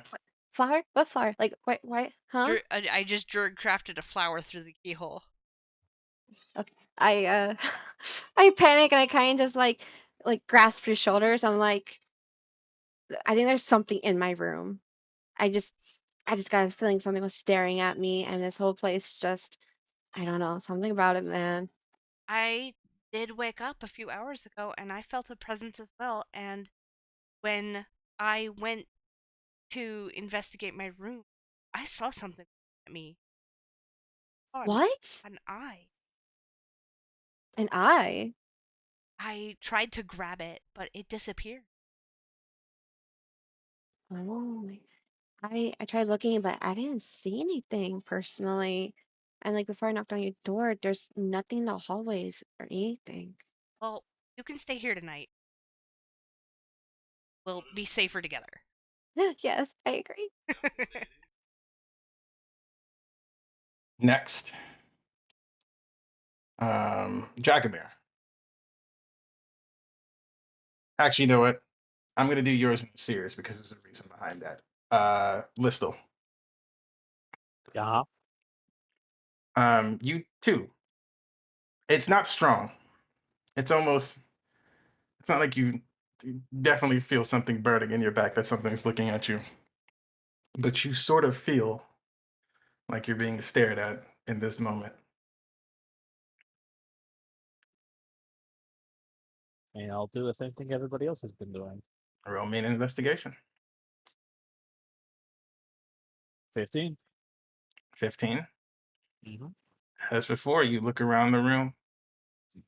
You don't see anything within the room that seems to bug you or get your attention. But then you noticed that the keyhole that serves no purpose is open. I walk over to it with my holy symbol clasped in my hand. Looking through the keyhole, Yep. that same red eye staring right back at you. I'm going to use Channel Divinity to use Turn Undead and see if there's any reaction. No reaction, no noticeable impact. Same as before, where you use something and the moment you blink, the eye is gone. Wonderful. All right. Seems like that's always the. He was right. Going to sit Kate down. and Nora. And I'm actually going to give a little bit of this to Dragomir as well. You two, you three, actually, are the only ones in the middle of the night who hear a thud and a crash from one of the rooms. Something impacted against one of the walls loud enough for it to be heard through the dense structure that is. As soon as I hear that, I am pulling out my key and asking for the guards. Okay. Cause like I'm already freaked out, and Nora's with Mhm. me, so I'm calling for guards. Calling for guards. All right. Dragomir. I go investigate since I didn't think it was too serious. You, even though you rolled low, it's almost impossible for you to hear this. So you go and investigate. Or miss this, so you go and investigate. You do know and can put together throughout. Roll me a constitution check. What would that be under? Just roll a d20 and add your normal constitution modifier. So Or at plus 2. the top left, you click the Constitution Yeah. on. On the top? Mhm. Not the top row, but it's Oh, underneath that. It's smaller. It says STR Dex Con in with. the saving throw? Yes, the saving throw. Oh, that's Oh, a check. It's a check. Doing a Oh, check. is it a check? Okay, never mind. It's It's a just a check. check. Yeah. Well, then So it's the top numbers. yeah. I rolled for Okay. Listel for some reason, just to experiment with it. Well, the top one gave me 16. Was that the right one then? Yeah. Yes. Okay. So you can piece together certain things throughout what happened last night, um, flashes and images, but you can surmise that the room next to you, you saw both uh, Tanis and Marquest go into that room.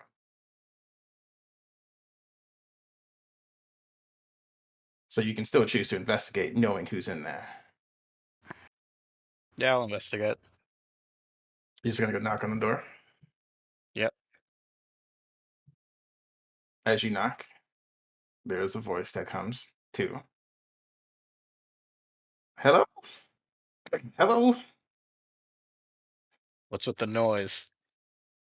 Oh, nothing but the night terrors, I assure you.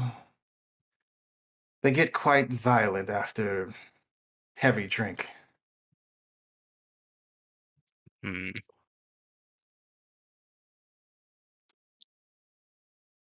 Can I see through the keyhole?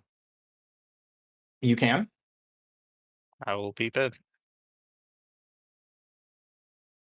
Unlike the other keyholes in this moment, this one's not open though. You can look down through it, but there's nothing there.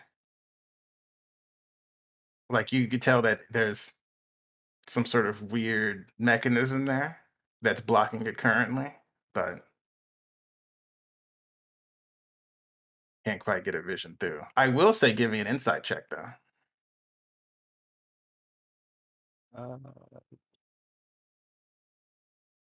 Uh, 16 again. 16. You don't notice anything out of the ordinary. Um, this definitely sounds like Marquest. Um, the excuse of it being a night terror, you don't know this woman, right? A little weird, a little awkward. Um, but if that's what she says, that's what she says.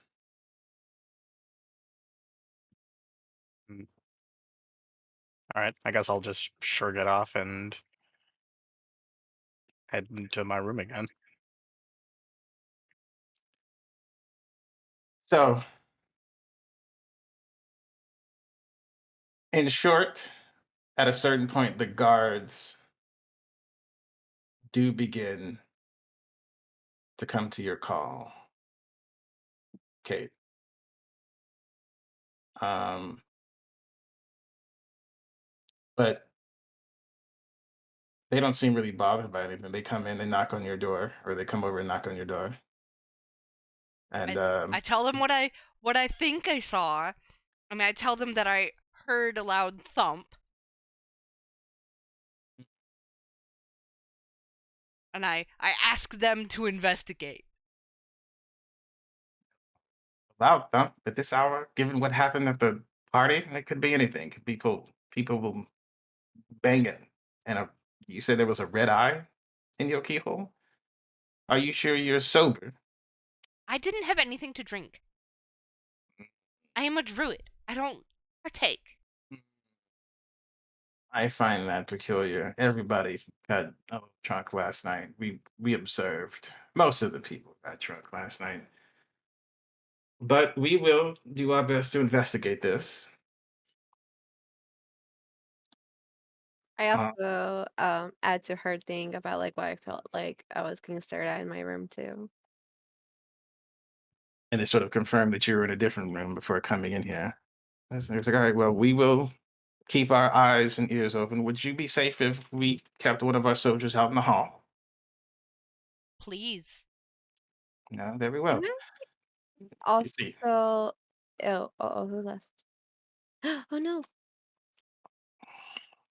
Um, I think Kay left. yeah, you did. He's About been this. he's been currently changing Astrid's diaper. Yeah, Okay, he got moved to the AFK lounge. he did. No matter, you can just fill him on this last little bit because I'm about to finish this up, about to wrap this up. So, Can I do an inside check on the guards? yes, you may.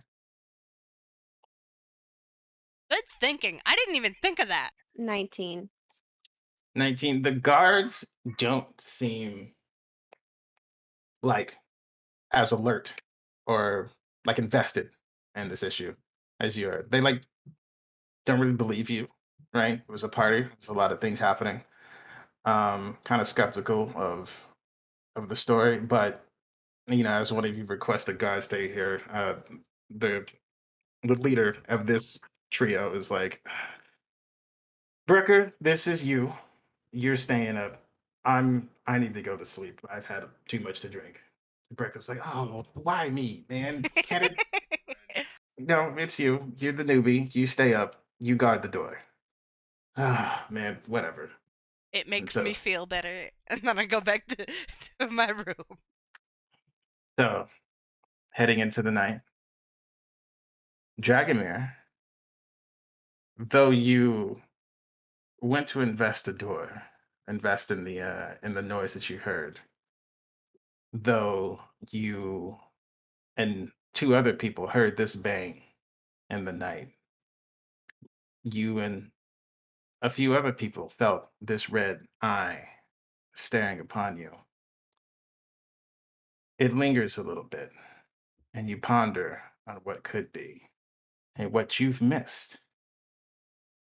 And though you went to go investigate, and though you did hear the sound of Marquette's voice, what you don't know, what you didn't see, is Marquette's body on the floor, stabbed several times, blood seeping into the luxurious carpet beneath it. The angry stab marks repeatedly over and over and over again. You don't see or you didn't hear her muffled screams as something covered her mouth, as the knife kept going into her until her spirit was no longer attached to that form. She lies dead in the next room. And when you wake up the next morning, Dragomir, there is a bloody knife on your nightstand. Oh. Now, Being framed. in that, because that 11 did not help you, in that sense, Jacko, you, your scroll that you wanted to use, what was that about? It's a private sanctum spell. Okay. So I just had it up. Damn it.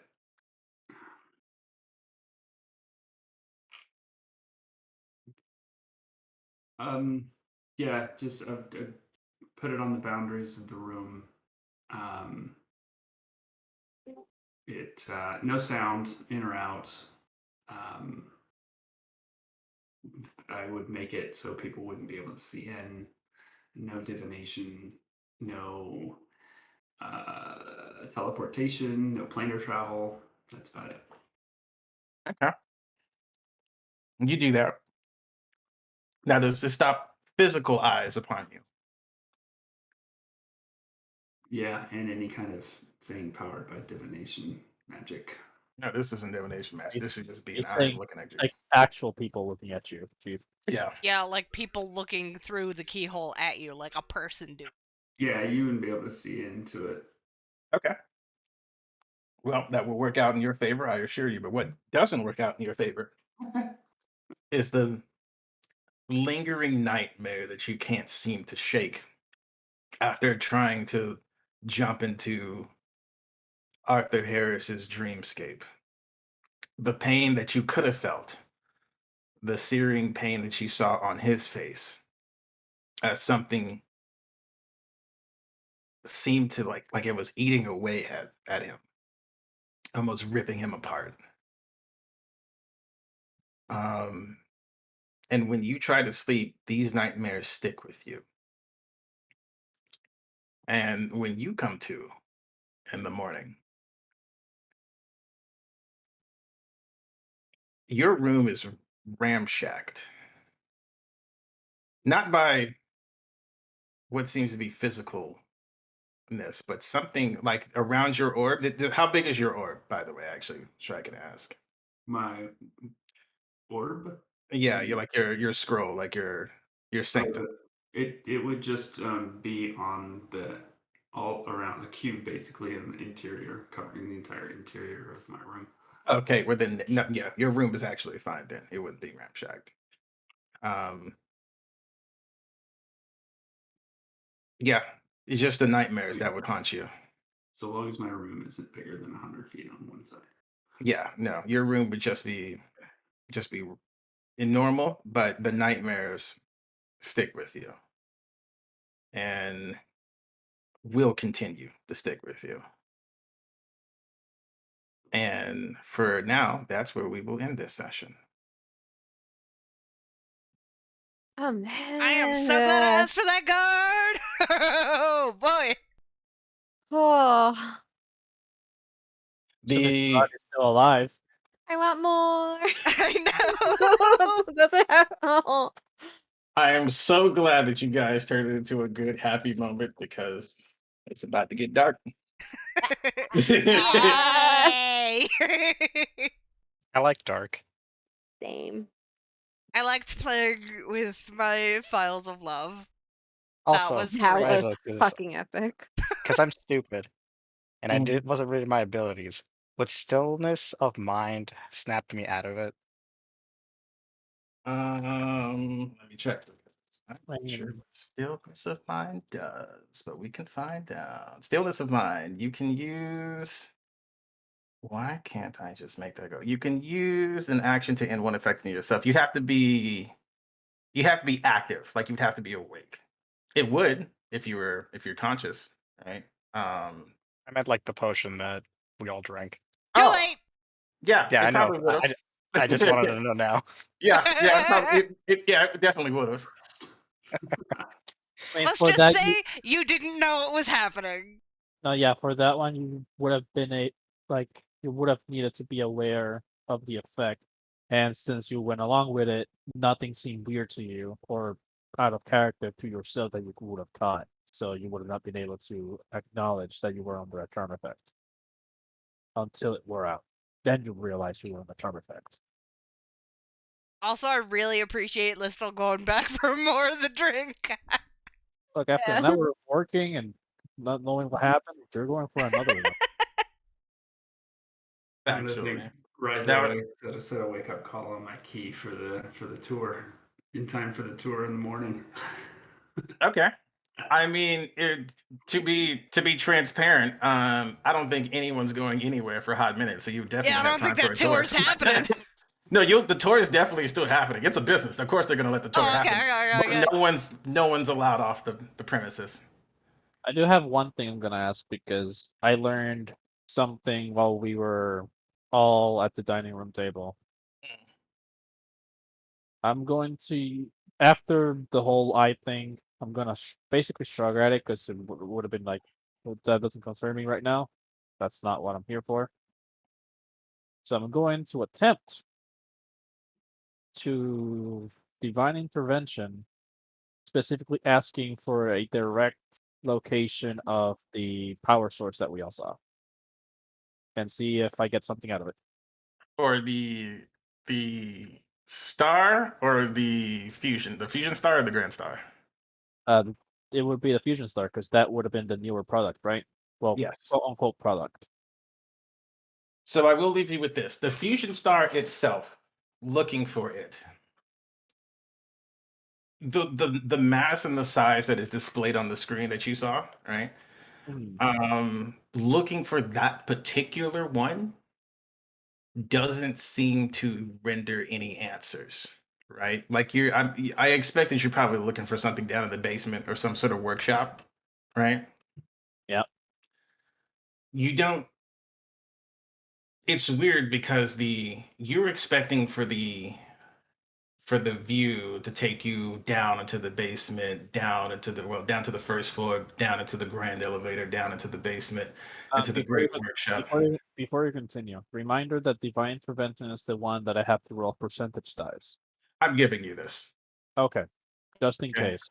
All I'm right. giving you this just in case. I know you have to roll percentage die, but I'm giving you this because of reasons. All right. So you expect to go down into the basement, but you don't. Um, this view, the answers that you seek seem to linger on the third floor.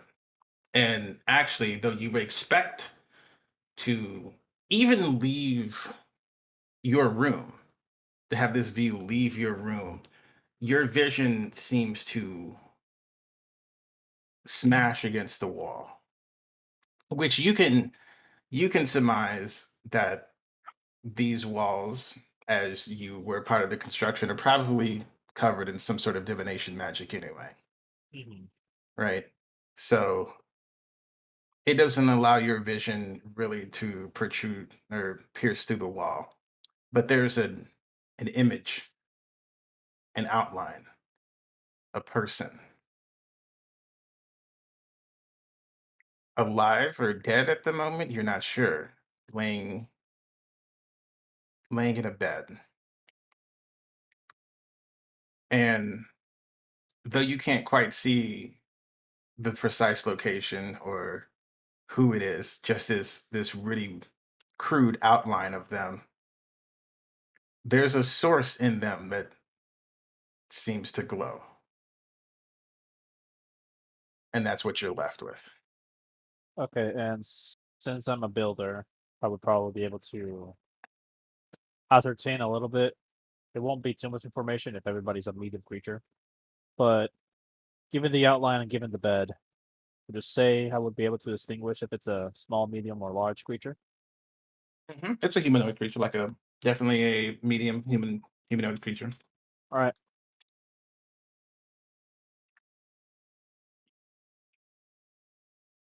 Any other questions?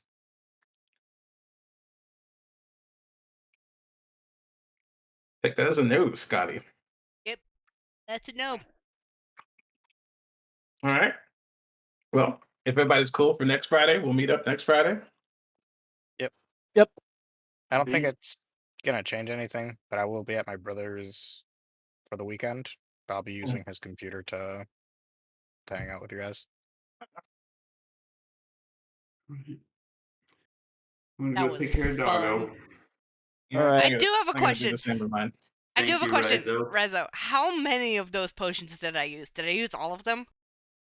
You used at least 3 of them to get the party fucked up. Okay. I would say you probably used 2 to start, and then was like, I'm gonna pop a third refill real quick. Okay. Oh my god, I can't wait. Oh, that was great. Oh, That was so fun. I'm Thank you, gonna thank you. It's been a hot Can't minute. wait to pay die. until a daughter. It was hella fun. Have fun or have a nice night. You Ah! too. Ugh! Wah. Gotta go feed these goddamn hounds. BRB. The Paparidus.